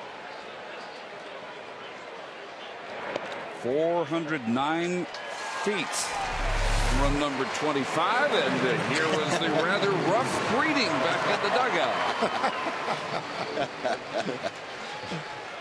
I like this part right here. Oh, he missed it. He's jumping up and down. Big inning. 20th time this year the Rangers have had at least 5 runs. Last night, of course, it was the 4th, the 8-run Ranger 4th that broke that one open en route to a 9-1 victory. You know, and Andy Chavez started both innings off with singles and a stolen base. The 3rd and the 5th. The catalyst. You know, we talk about baseball being maybe the toughest sport as far as travel and all that, and you know, you have to play every night.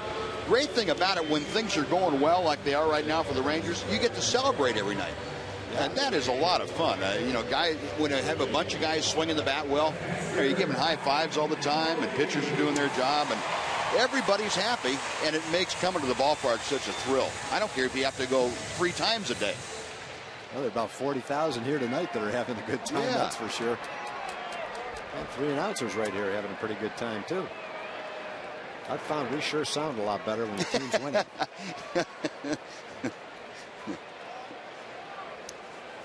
Yeah, Buzz, you're on a roll. You've brought some pretty good innings home these last few 5th inning visits. Well, I'm hot. Keep me in the lineup. Speaking of hot, Mike Napoli. You know, I wish I had something to do with it.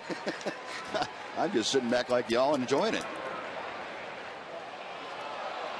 Napoli, first time up, hit a laser right at the shortstop Donald, and then singled in the 4th. What a second half. Power numbers about even. How about a jump of 147 points? And this visit has Napoli hitting .311.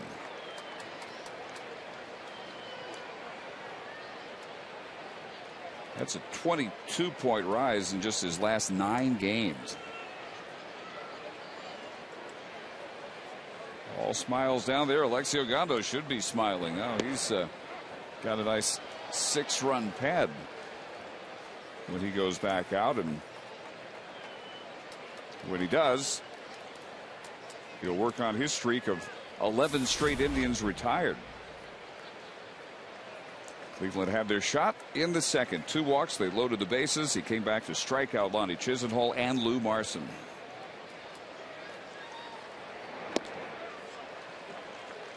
And Napoli looks at ball 3 now. 3 balls and a strike.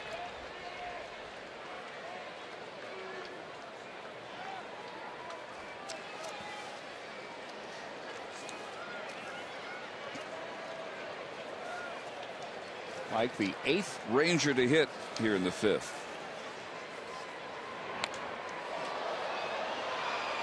Boy, that's a dangerous place to put that pitch.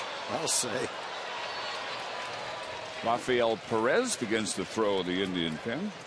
I think Knapp would like to have a mulligan on that last pitch. Yeah, he hasn't missed that very much lately. Oh. Wow. Hit 2 ropes both times up today. 1 for an out, 1 for a single. Carmona fortunate that didn't land about 50 feet up on Greens Hill, and he comes back to strike out Napoli for the 2nd out of the inning. Probably wishes he threw that changeup to Michael Young or Adrian Beltre.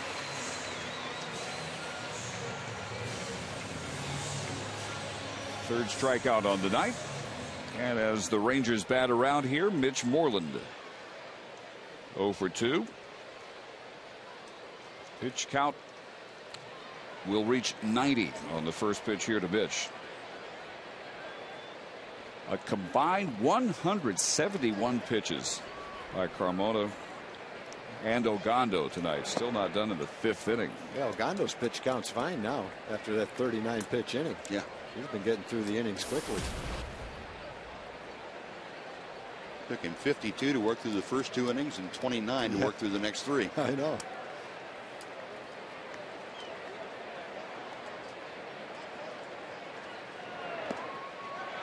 That one gets through Marson. Murphy will jog down to second base.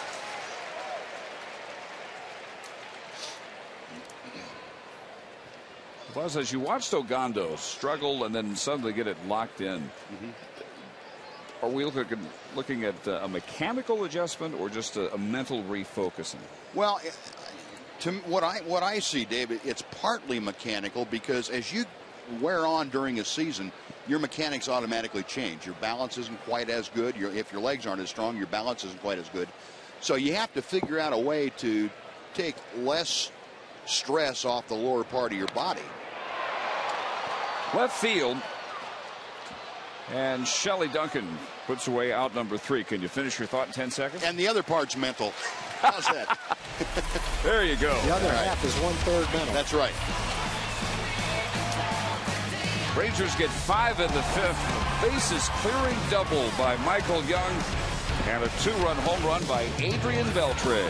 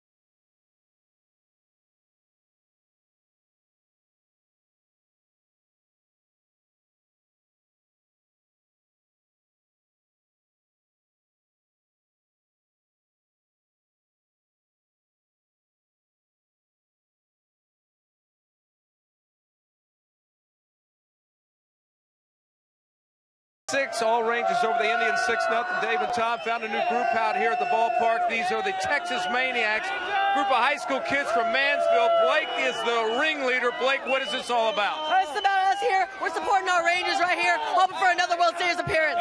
We're from Mansfield High School. Coach Williams, this is for you right here. Captain Morgan pose. Here we go. All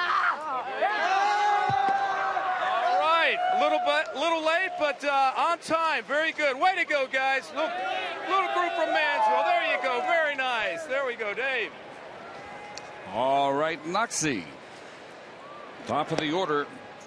Jason Donald leading off the Indians' 6th inning. He has struck out, bounced to the mound.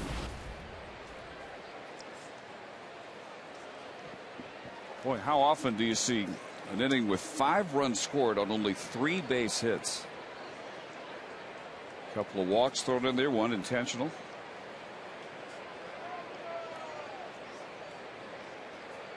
Two swings of the bat, 1 by Young, 1 by Beltre.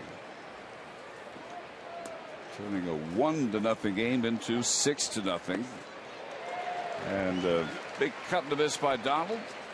1 ball and 2 strikes.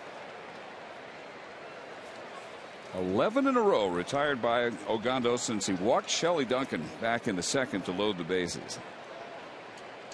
Wriggled off that hook, striking out Chisenhall and Marson. Needed only 10 pitches. 3 ground outs in the 3rd, 6 pitches.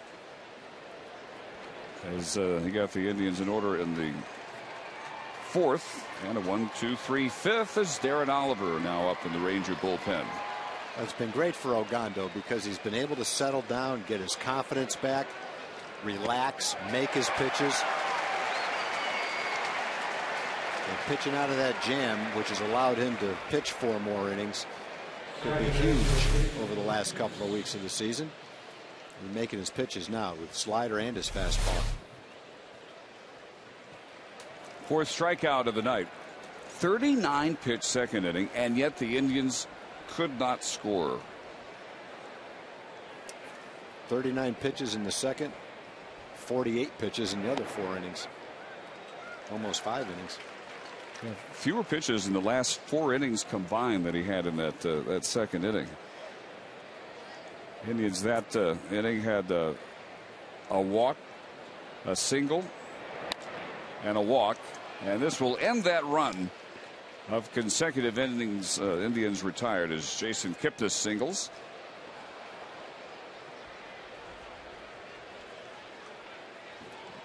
And tonight's Home Depot doing more on defense. KIPNIS in the 1st, sending Chavez up against the wall out in straightaway center field.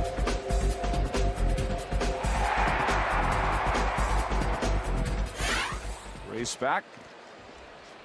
Perfectly timed the jump. Able to brace himself up against the padded wall out there.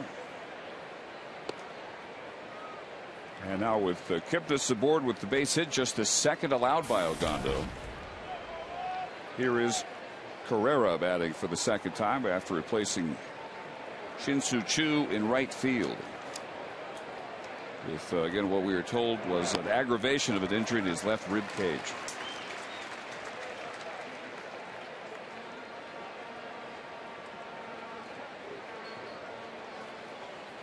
Two hits for Cleveland, a Hafner single in the 2nd, and now KIPNIS a 1-out single here in the top half of the 6th.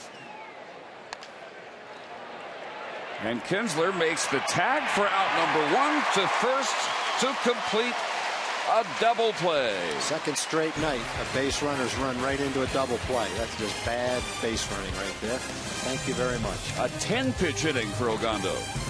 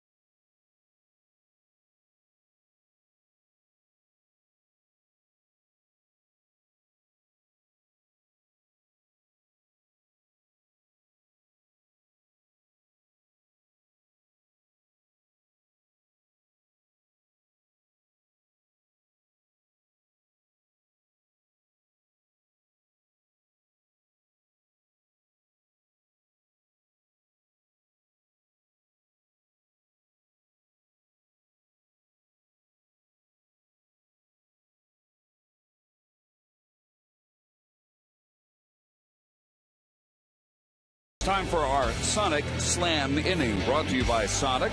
Tonight's jackpot is worth $100 and dinner for two at a Sonic drive-in.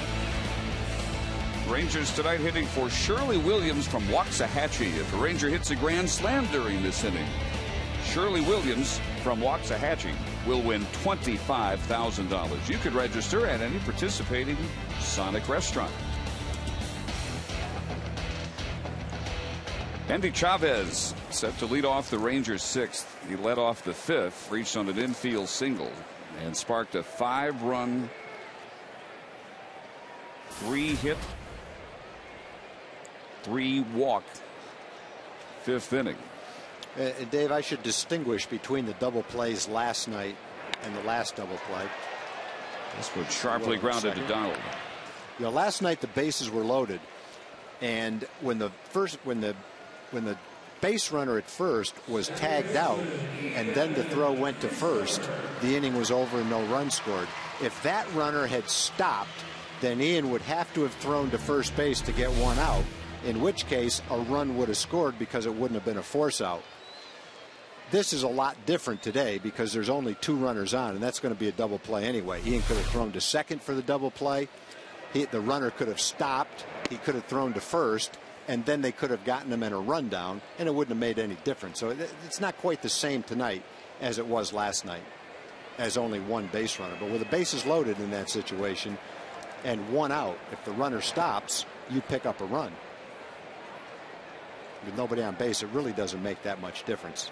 You're better off if you stop, just because you might get lucky and get out of the rundown. But it's probably in the big leagues not going to make much difference.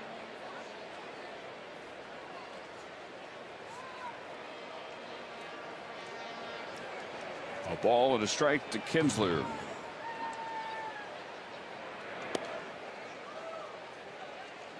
Carmona all night having a tough time controlling that pitch. Diving in on right-handed hitters more often than not. Several inches out of the strike zone, as was the case here. Lofted to left field. And Duncan gets the second out of the Rangers' sixth. And Ian now 0 for 3 with a walk and one of those 5 Ranger runs in the fifth inning. And here's Elvis, who's had another good night. RBI single in the third. He has hit now in all 23 games he has ever played against the Indians. And a sacrifice in the fifth, moving up Chavez and Kinsler.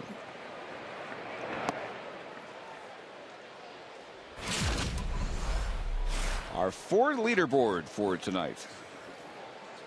The Rangers a hair ahead of the Boston Red Sox for the best batting average in baseball at 280. 5 points better than the Tigers, 9 better than the Cardinals. And the Rangers in the month of September leading the majors with a team average of 331. That continues. The Rangers will have the highest team batting average ever for the month of September. There are 7 hits tonight, but in the last 7 games they have had at least 12 hits in all 7, and that's a club record streak.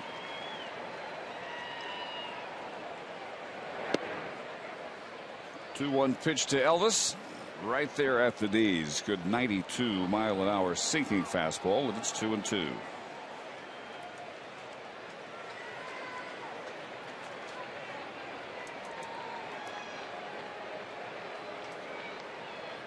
Pitch number 103, 3-2. So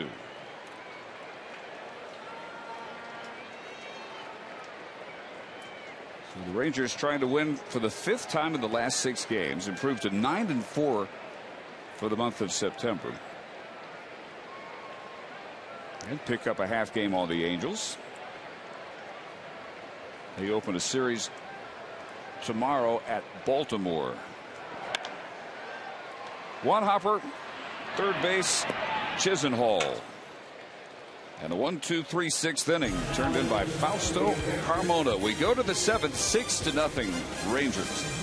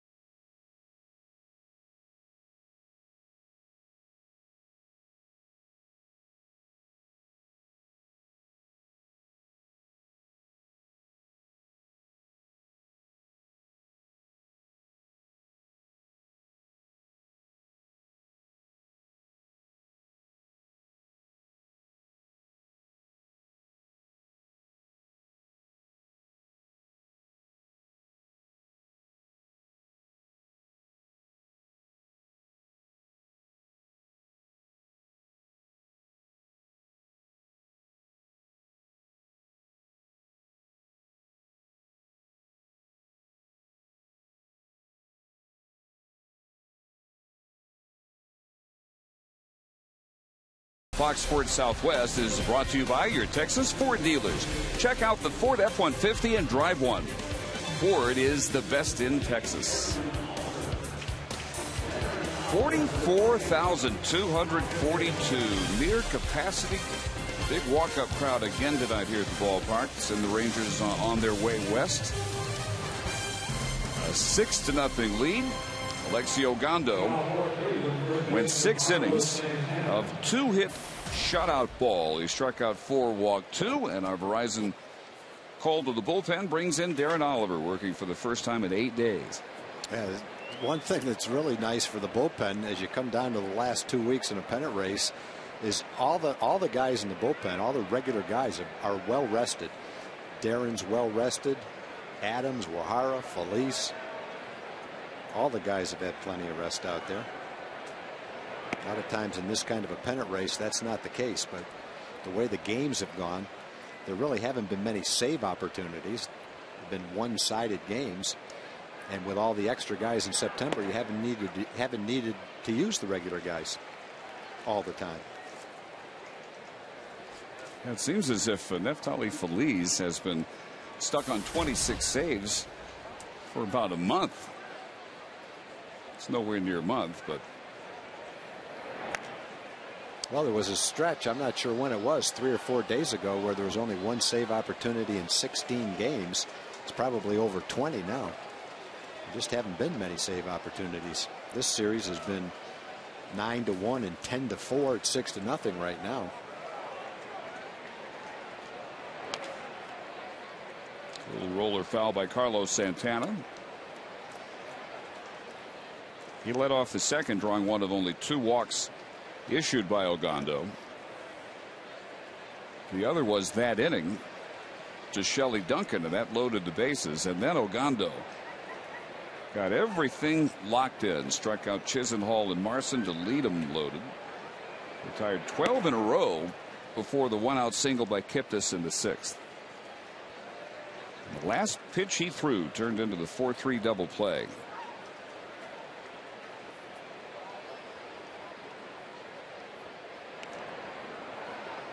Santana stays alive at 2 balls and 2 strikes.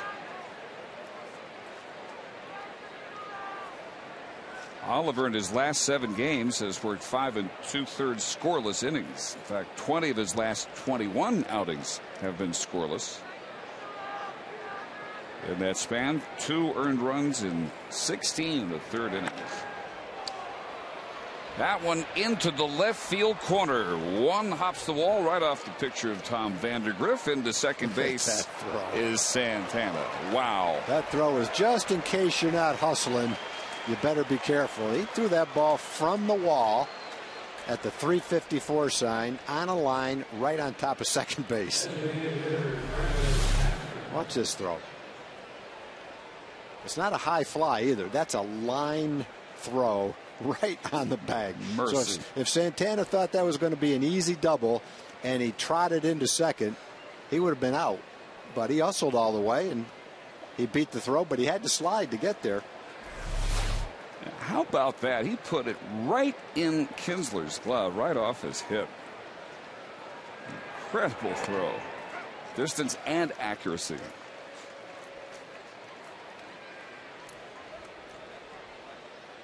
Travis Hafter is singled and flied to center. The only other Indian hit off Ogando was the KIPNIS single in the 6th.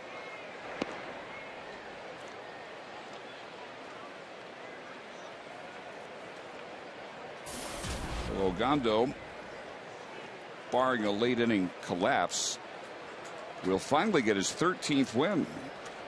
He had lost his last 3 consecutive starts, never going past 5 innings.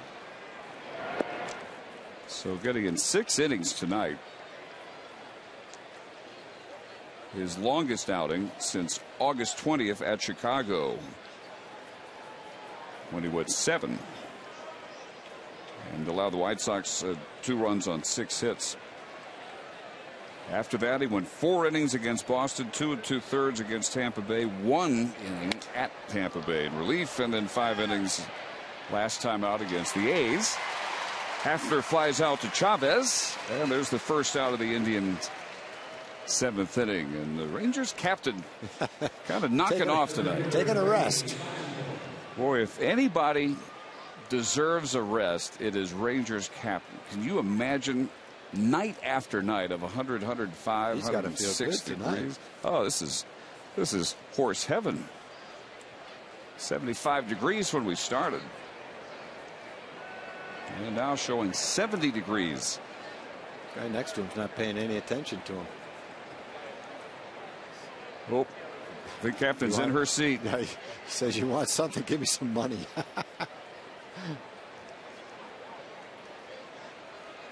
Might have to call security on captain. You think I speak English? Get lost. He speaks fluent equine. That's it. That's what I'm going to get from captain. Strike one to Grady Sizemore. 2 grounders from Sizemore.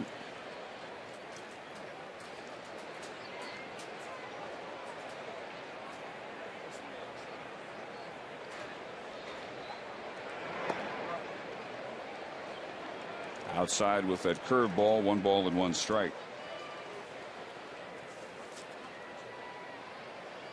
Ogando's last victory was a month ago today, August 15th at Anaheim. He beat the Angels by a score of 8-4.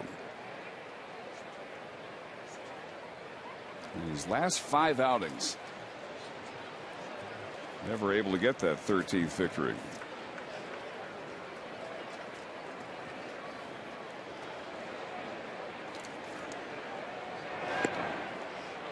Inside, 2 balls and a strike to Sizemore. The Ogando we saw here tonight was the Ogando who started the year 7-0 with a .210 earned run average. Yeah, the Ogando in the last 4 innings sure was. That one will find the hole. Base hit. Santana only gets 3rd. He had to make sure that Andrews couldn't get to it. And back to our Fox Sports Southwest studios. Rick Renner has our game break.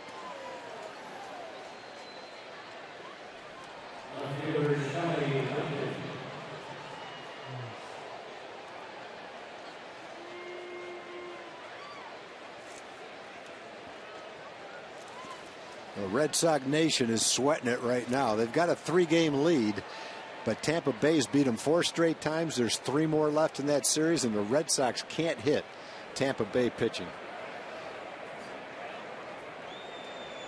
Well, we were there just last week, and people in Tampa Bay pretty much were conceding that this would be a non-playoff year. Of course, last year, best record in either league. But lost to the Rangers in 5 games in the divisional series. 1 ball pitch, 2 balls now to Duncan, who has walked and grounded to short.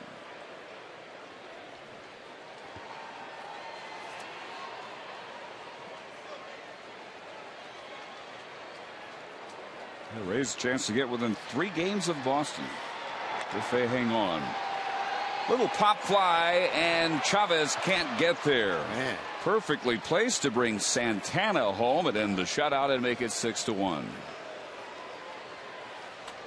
You add those 2 hits up, it wouldn't add up to a hit. Sizemore and Duncan both got jammed. Blooped them in there. So Koji Wahara begins to loosen. Here's a jam shot. He made a good pitch. Big swing, little blooper, but it falls in.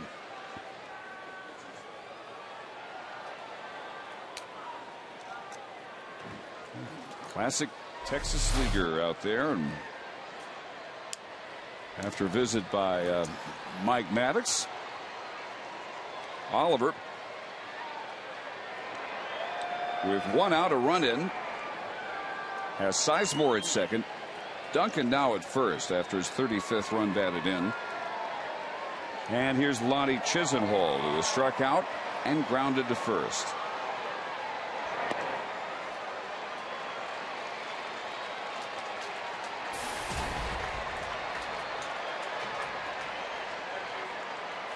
Ogando threw 92 pitches tonight, 61 for strikes. This will be the 20th pitch of the inning for Oliver. And it's 0-2.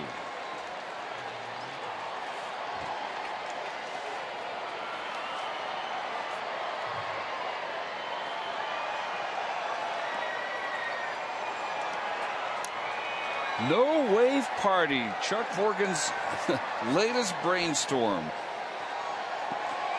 to try and convince Ranger fans that there is just no need for the wave. That's his best salvo yet. Nice going, Chuck.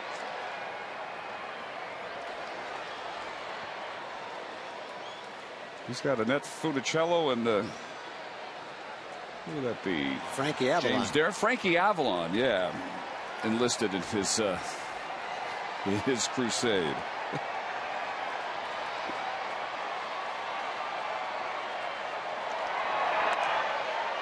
Pop up. That's not going to fall in. Just behind second base. And Andrews puts that one away. Infield fly. Chisenhall 0 for 3, and now up to Lou Marson. As we remind you to visit Lowe's to pick up your instant win game card for a chance to win World Series tickets. Compliments of Scott's.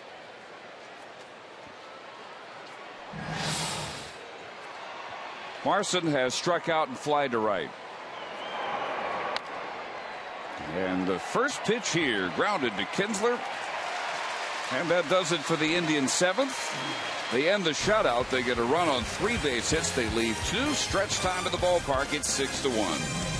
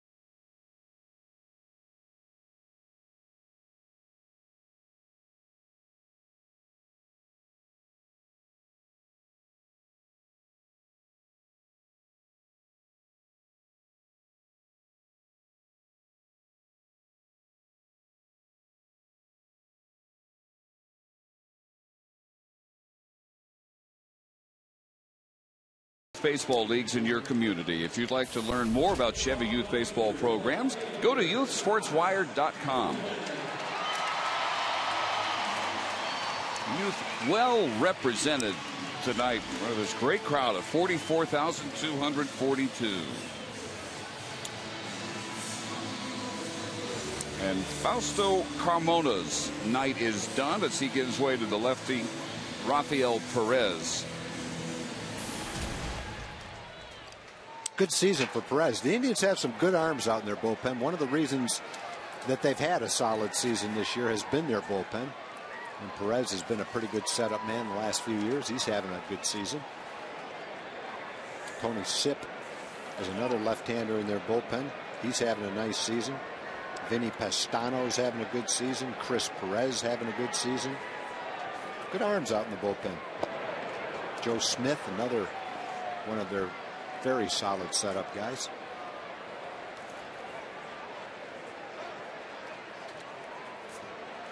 Josh Hamilton tonight has flied to left.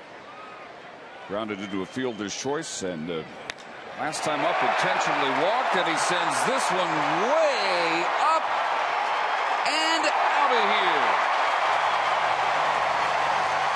Home run number 22 for Hamilton. Into the Ranger bullpen with that one, and it's 7-1.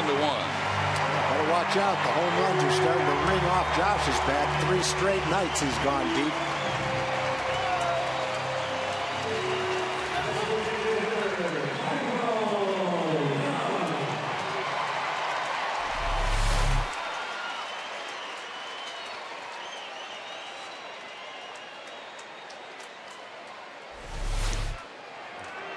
Perez hanging that one way up and the top of the zone. And that's what happens when you do that to Hamilton when he's locked in the way he is.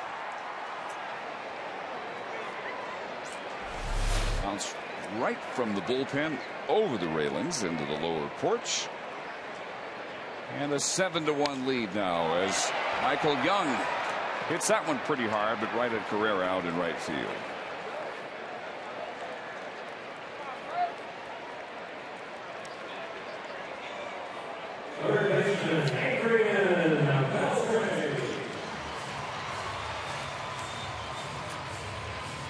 Adrian Beltre, last time up, hit a 2-run homer. Opposite field, 409 feet. Before that, he walked and struck out. This one by Hamilton is 411 feet. His 22nd of the year, and our Coors Light freeze cam, the gauntlet, and greeted Beltre after his shot in the 5th.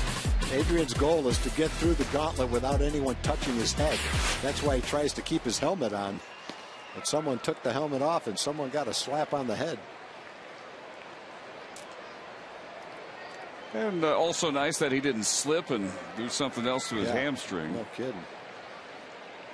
Drew Pearson one time caught a touchdown pass, I think, at Cleveland, and then jumped up to spike the ball, and he came down, tore his ACL. Beltre sends this one to Donald. We got Kendry Morales last year, did not quite the same thing, but celebrating a home run, jumping up and down at home plate. He's been out for 2 years. Yeah. Boy, that has cost him 2 prime years in his career. Developing into one of the good young power hitters in the league. Hit 30 home runs. It'll be the 2nd full season that he's missed. David Murphy has grounded to second, singled and walked.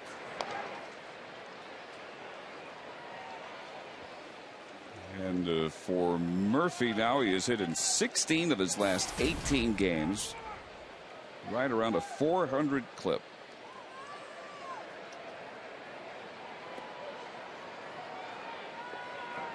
Tuesday night, his 3rd 4-hit game of the year, all coming in a 10-game span. So you had Cruz injured, Murphy steps up, and as he did last September for the injured Josh Hamilton, he's had by far his best month, really about as good a month he has any he has enjoyed in the major leagues. What could have been a very costly period of time for the Rangers with no Nelson Cruz turned into just the opposite. So we got Murphy back on track. Nice to know as the postseason looms. Perez retires him on the tag. But the Rangers getting another run on the Josh Hamilton leadoff homer here in the 7th. It is 7-1.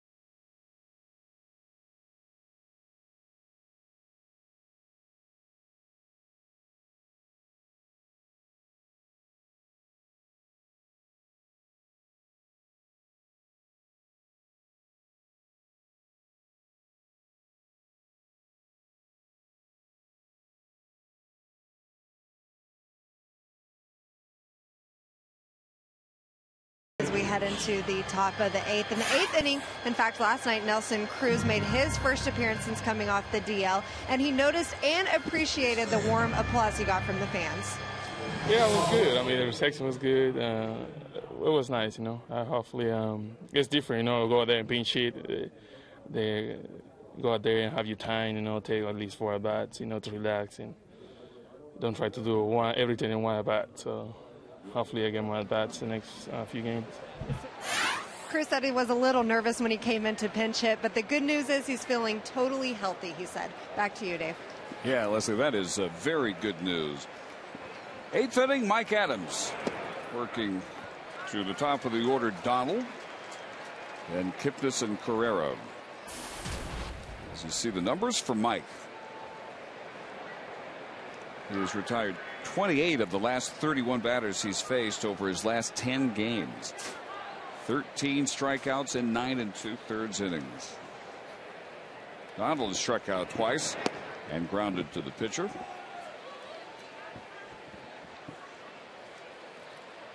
Dave, I just took a tray of all that was left of our cookies. There must have been 50 different varieties through the press box. Gone in seconds. All the way through the press box. The last person in the press box took the last cookie. What a night. Oh, everything's clicking.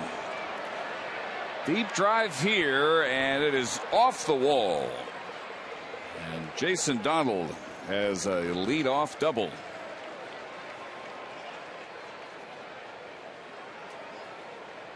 And for the Indians, their 6th base hit, and 4 of those 6 have come in the 7th, and here the first at bat of the 8th inning. Yeah, it looked like Mike's cutter that didn't get to the outside part of the plate where it normally is, stayed near the middle of the plate.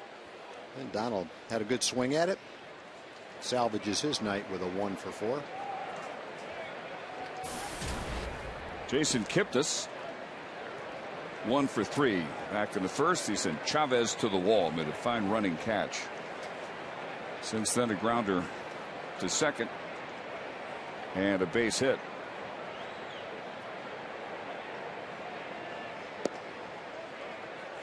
And the first pitch from Adams a little bit low. Alexi Ogando tonight threw 92 pitches, 61 strikes, 6 shutout innings, allowing only 2 singles, struck out 4, walked 2. It was a rather dramatic return to form, especially after a 39 pitch second in which somehow the Indians managed not to score. 2 walks and a single, loaded with 1 out. But the key point of the game for Alexi came with consecutive strikeouts of Chisenhall and Marson to end that threat.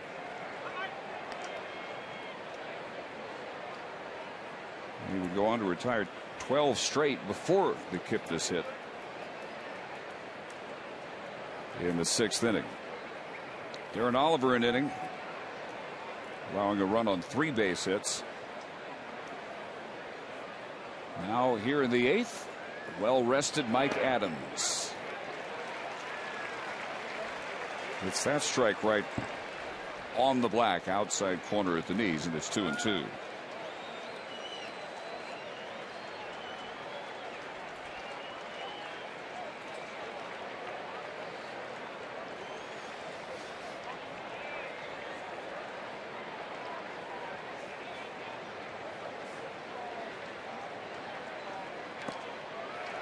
And just got a piece of that one.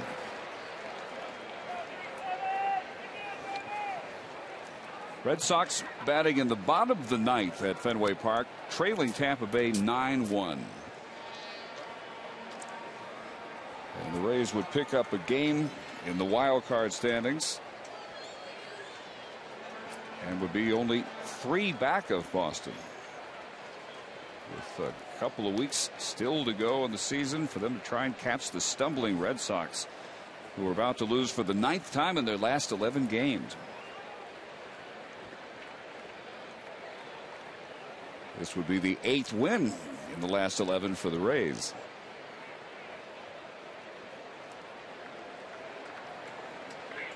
It would really be interesting if the Rays had been able to play a little better against the Orioles. Grounded to Kinsler. Nice backhand pickup. And there's the first out of the 8th. Donald moves up to third. Tickets for groups of 20 start at only $10 and offer savings of up to 44%. Group pricing available in 9 different seating areas, including all-you-can-eat seats for the final 3 home games of this season here at the ballpark. Including all-you-can-eat seats. You can book your group at TexasRangers.com/groups or call 972-RANGERS. Ezekiel Carrera came on for Shin-Soo Choo in the 2nd inning. Choo aggravating a left rib cage injury. And Carrera has grounded out to end the 3rd and hit into an inning-ending double play in the 6th. After tonight, only 3 home games remaining for the Rangers. Will host Seattle 23rd, 24th, and 25th. After tonight, the Rangers will fly to Seattle. Get in sometime in the wee hours. And tomorrow night, that series will begin a 9 o'clock start on TXA 21.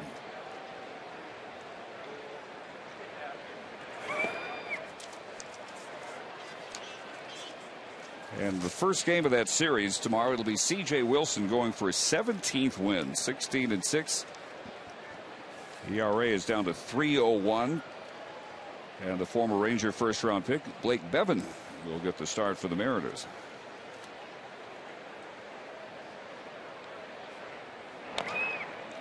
That chopper will bring home a run and beat out by Carrera, an infield RBI single, and it's 7-2. Nice play by Elvis, too. He really got rid of that ball quickly with something on it. But one thing Carrera can do is run. Just beat it right off the plate. Watch how quickly he gets rid of this ball. Boom. No chance, though. Well, you can't get rid of it any faster than that. I don't think you can. Even with a bare hand, could be much quicker than that. But Carrera quick enough to beat it out. So an RBI infield single, a run in, 7-2. Still only 1 out for Carlos Santana. And he's thinking bunt. Santana walked his first time up. That was in the 2nd when Ogando wriggled out of the bases loaded jam. Next time up, he grounded to short, and he greeted Oliver with a double in the 7th. And 3 batters later, singled in by Shelley Duncan to end the shutout.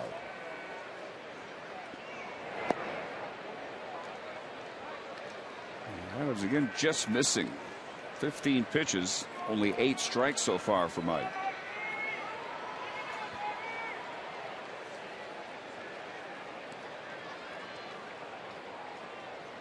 He has got a little rust to shake off, as is the case for so many out in the Ranger bullpen.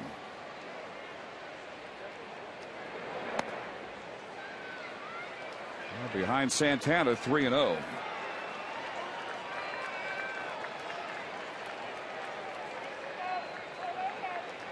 The Indians get another couple of base runners, and all of a sudden things would get exciting here.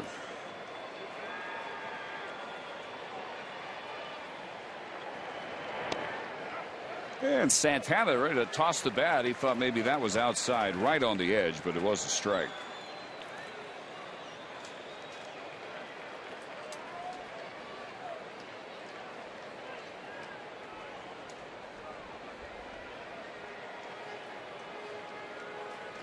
Mike's 18th pitch is low, and another walk for Santana, his 90th of the year. Great eye, 4th in the league in walks. He works one there.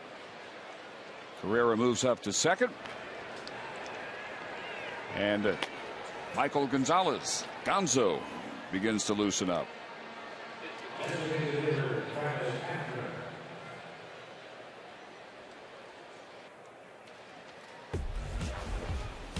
Look ahead to the FX College Game of the Week.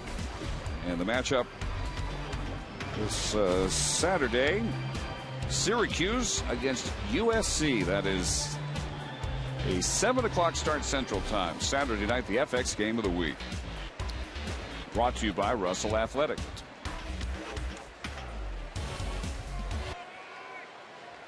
Well, a 7-2 game, but a run-in, only one out. Carrera at second, Santana at first. And here's Travis Hafner. He singled in the second inning. Next 2 trips he flied out to Chavez in center field.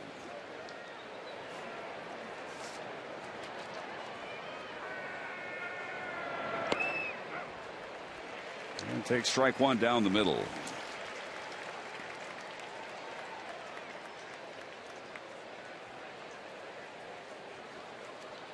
Double play ball would do the job here, and Hafner has grounded into 6. And this is 85th game of the year. He has missed a ton of time. That one out of play, 0-2. Hafner just off the disabled list. In fact, Sunday with a strained right foot.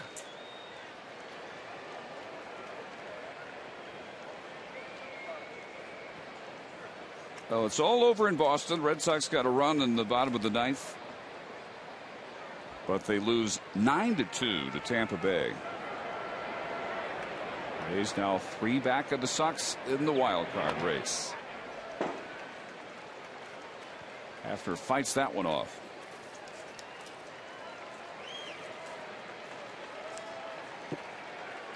Tomorrow night, the Angels start a series at Baltimore in the matchup of Dan Herron, 15-8, against Tommy Hunter, who is 3-4. Can really help his former teammates with a good showing tomorrow night against the Angels. Yeah, Baltimore's been playing a little bit better. They just beat Tampa Bay 2 straight games. They went through a terrible stretch there for about a month, but they're playing a little bit better baseball right now, so they might be able to help the Rangers. And then from there, the Angels have to go to Toronto for 4 games. And that's not always easy going into Toronto. Toronto hanging right around 500 all season long. They haven't gotten much above 500. They haven't been much below 500.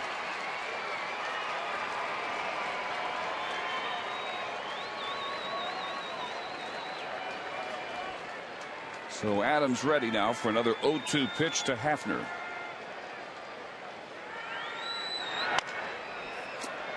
Weak ground ball. Kinsler gets the out at second and on in time at first to complete a 4-6-3 double play. A run on 2 base hits for the Indians. Expertly turned by the top double play combo in baseball.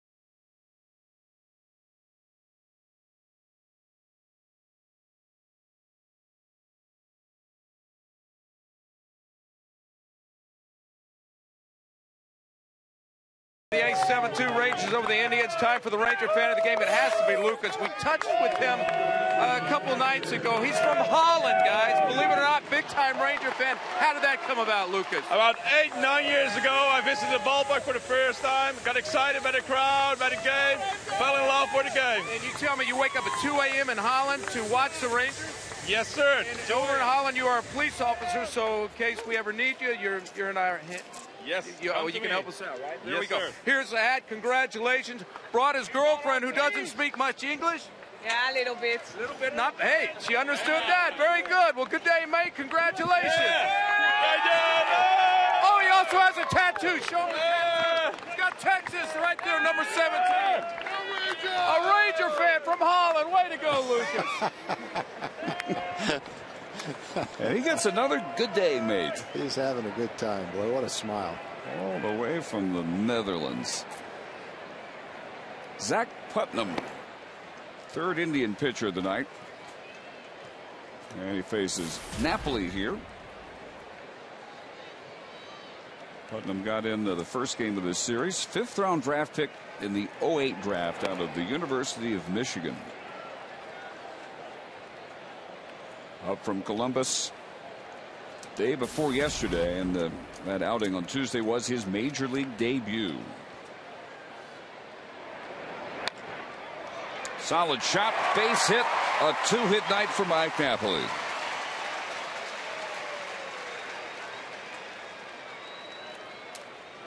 Well, Mike had enough at-bats to qualify for the race. He'd be among the league leaders in a lot of different things.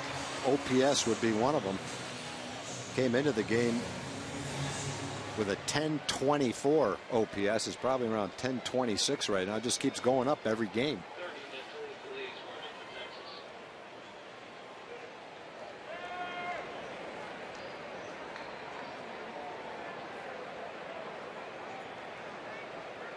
And he also would qualify for average pitches taken per at bat. He sees about 4.5 pitches per at bat. You know, it's not. I didn't know that stat, but I'm not surprised to hear it because he just gives you a good at bat after at bat. He sees pitches, he takes pitches, he works walks, he works the count, and when he gets his pitch, he hits it. He's always been a power hitter, but I think you have to include him among the 4 or 5 most improved hitters in the league. Never had his average where it is right now. Hitting with the same power. He hasn't given anything up in the way of power to improve on base percentage and average. He just become an excellent hitter.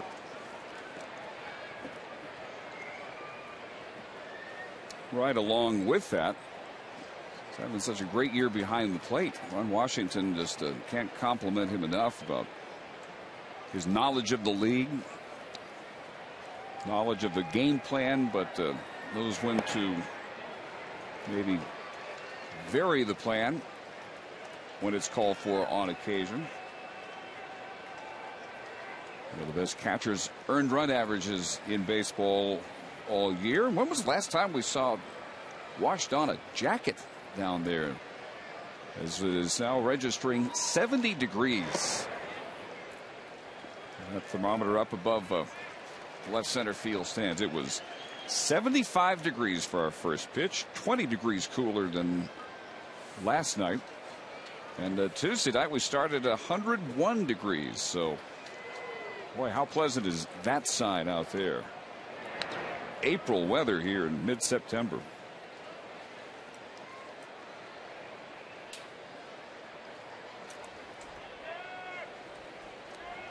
Moreland tonight 0 for 3. And the only Ranger not to reach base. One of only 3 not to score. Murphy has it. Napoli has it. And now Moreland is out number 1 for Putnam here in the 8th.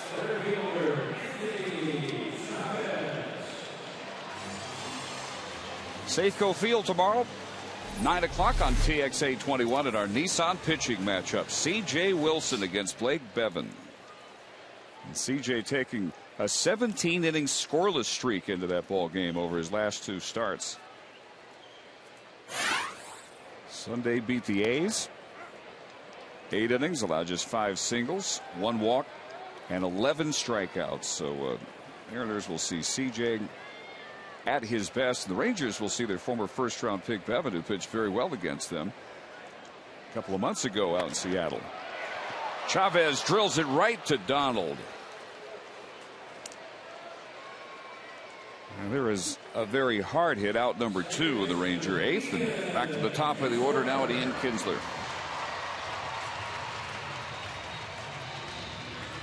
Andy tonight, couple of hits, couple of stolen bases, couple of runs scored. Ian 0 for 3, but he walked in the 5th. Scored the second of those 5 Ranger runs to break open what was a 1-0 lead.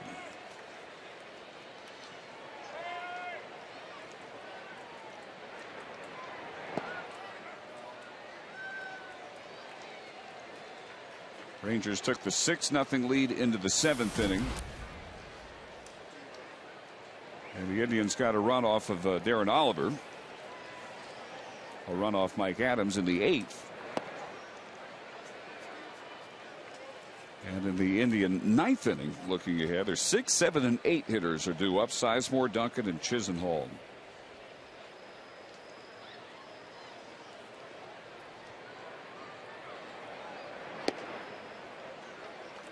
Kinsler looks at ball 2, 2 balls and a strike.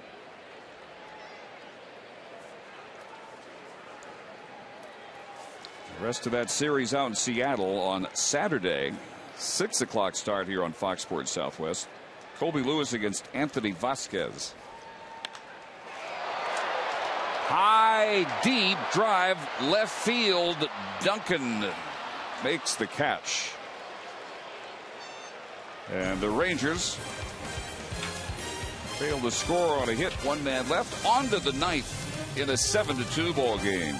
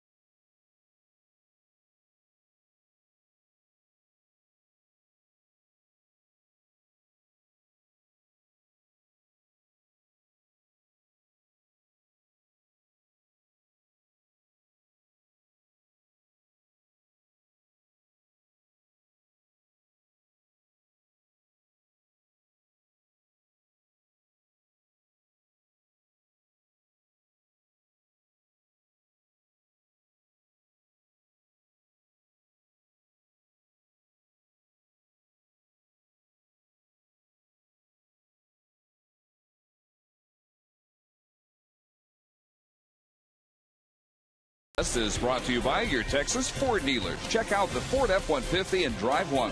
Ford is the best in Texas. Dave Barnett, Tom Grieve, 44,242 at Rangers Ballpark tonight. And they will see Neftali Feliz come on for the 9th inning. All the Ranger relievers just trying to get some work in to stay sharp. Adams and Oliver haven't pitched very much, and neither is Neffy. Good part about that is, though, they'll get their tune-ups and they'll be well rested coming down the stretch. Last time Neffy had an extended period off, he came in throwing 101 miles an hour. Well, that's right. He was throwing it for strikes, too. A sharp breaking ball as well. Feliz, 13 1/3 scoreless innings, with 4 saves and 15 strikeouts in his last 14 games. And strike one at 96 to Grady Sizemore. Neffy has struck out 3 of the last 7 batters he has faced over his last 2 appearances.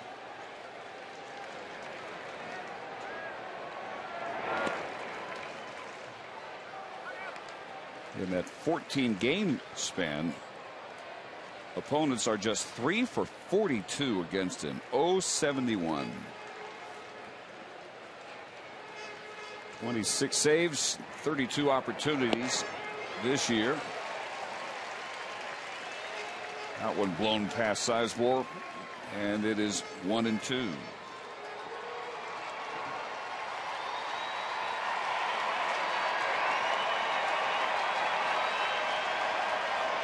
And you hear the noise level rising here. Feliz misses outside 2-2. Tom, to think back to the first couple of innings, it was really remarkable how the crowd seemed to sense that Alexio Gondo needed a little something. Yeah, they were definitely pulling. They were definitely pulling for him. They were up for strike 3 situations the way you normally expect them to be in the 9th inning. This was in the first couple of innings, especially that second. And it sure didn't hurt, because Alexi weathered that 39-pitch second without being scored on, left the bases loaded, then took off and was pretty unhittable right on through the 6th inning. So he left a 2-hit shutout to the bullpen, and Sizemore grounds a base hit to right to get the Indians' 9th started, his 2nd straight hit.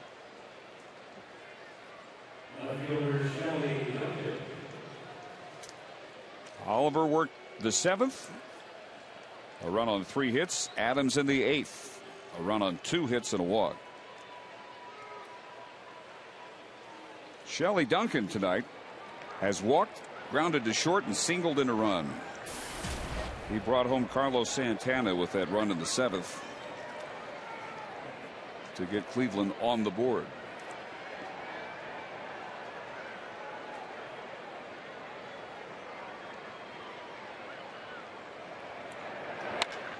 And rockets that one into the left field corner.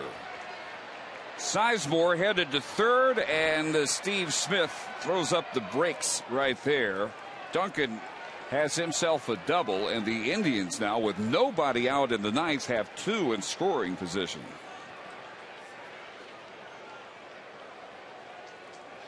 Well, the Indians' offense has come after Ogando left. He got 3 hits and a run against Adams, 2 hits and a run against Darren. Other way around, and 2 hits right now against Feliz. Duncan jumping all over that fastball down the middle. So he's got a 2-hit night. And Lonnie Chisenhall 0 for 3. Nothing out of the infield. He struck out, grounded to 1st, and popped to short.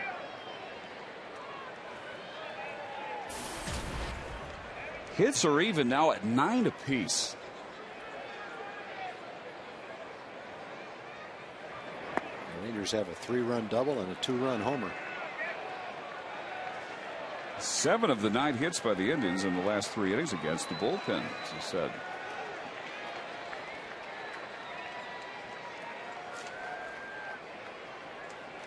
Indians have started the day very close to elimination in the Central, as that one will be an easy play for Josh Hamilton, and it is too shallow for Sizemore to try and come home.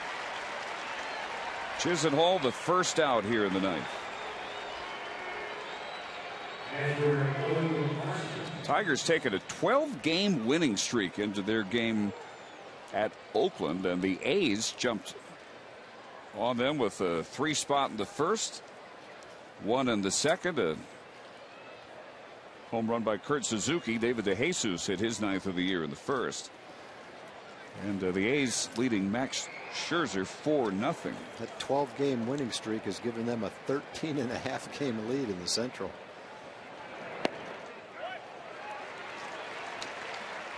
Strike 1 to Marson. Tigers looking to clinch the Central if they can come back and win that game. And if the Indians don't pull off a miracle rally here in the 9th.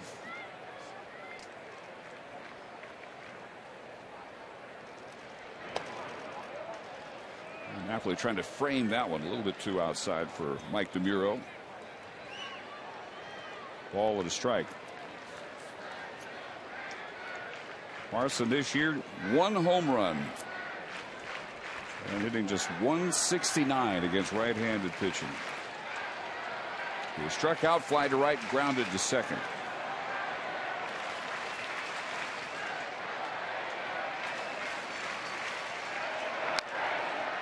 That is a fair ball just inside the bag at first. Sizemore scores.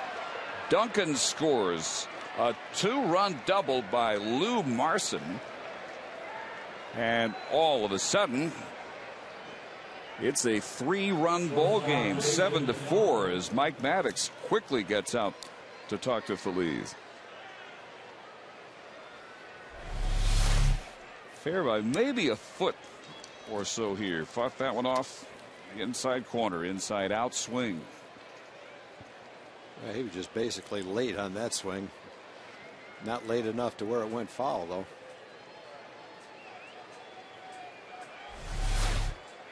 So the first 4 batters against Feliz, a single, a double, a flyout, and a 2-run double here by Marson, his 15th and 16th RBIs for the year. And back up to the top of the order in Jason Donald. Cut and miss at 98. Donald is struck out, grounded to the mound, struck out again, and he greeted Adams with the double in the 8th inning. Scored 2 batters later on the RBI infield single by Carrera.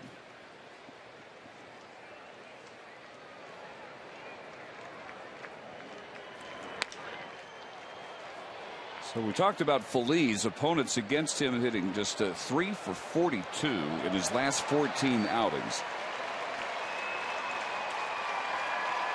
3 for 4 here in the 9th inning. As many hits as he had allowed in his last 14 appearances.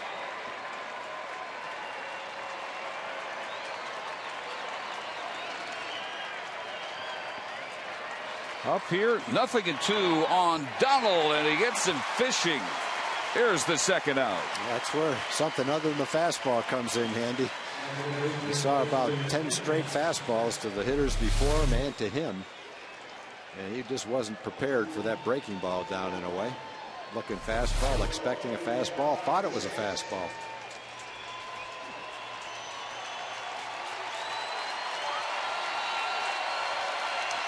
$44,000 plus on their feet. Try and help Feliz bring this one home.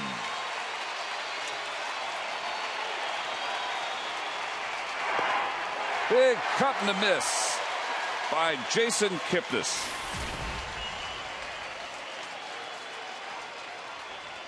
Jason 1 for 4 tonight.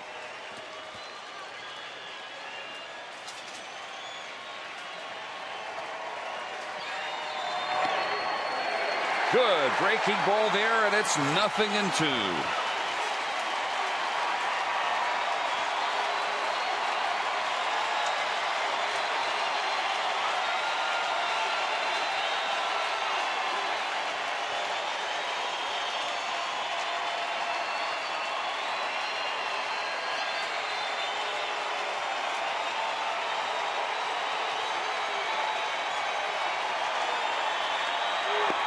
Strike 3 swinging, and the Rangers win it 7-4.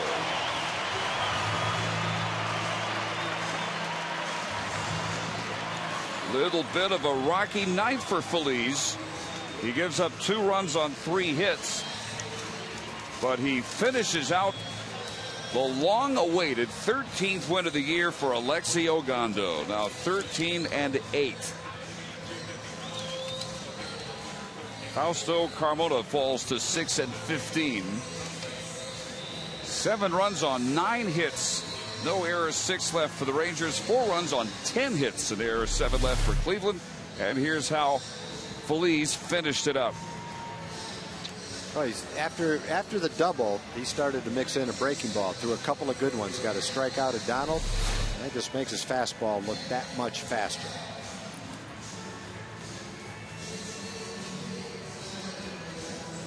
So for the Rangers, they will head to the Great Northwest with a 4-game winning streak. 86-64. First time 22 over 500 since the end of the 1999 season. Pick up a game or a half game on the Idle Angels, and the margin is now 3.5. Let's go down to Jim Knotts. I think, Dave, big night for the Rangers, big night for Michael Young. You delivered probably the biggest blow, 3-run double. I tell you what, I know the win's the most important thing, but let's talk about how you're getting closer also to the milestone. 3 more hits and you hit 200. That's got to be pretty special. Yeah, it is. I mean, it means I've been healthy for the year. I've found a way to stay relatively consistent, and our team's winning. That's always the most important thing. Ogando, let's talk about Alexi. Struggled early, but then caught fire late. Did he finish up strong? Yeah, when he got out of that bases loaded jam, I think we're all really excited for him. He's had a great year for us. He's been really big for us. I mean, I think people don't really understand how difficult the transition is for him. But we have a ton of faith in him. He's a great kid. He's got a lot of poise, and he had a great game tonight. How nice is this, Michael, for the 2nd straight year? Rangers in a big playoff race right now, and right now pick up gain a half a game with the Idle Angels. Yeah, we're doing all right. You know, we're playing good baseball. We're happy with the style of baseball we're playing right now. We're pitching well. We're playing good D, and we're swinging it well. So we got to make sure to just focus on Seattle. Appreciate the time. Thank you very much, Dave. Well, Michael Young always on point, as he was there as the Rangers sweep this series over the Cleveland Indians. 7-4 our final, and Rangers Live is on the other side.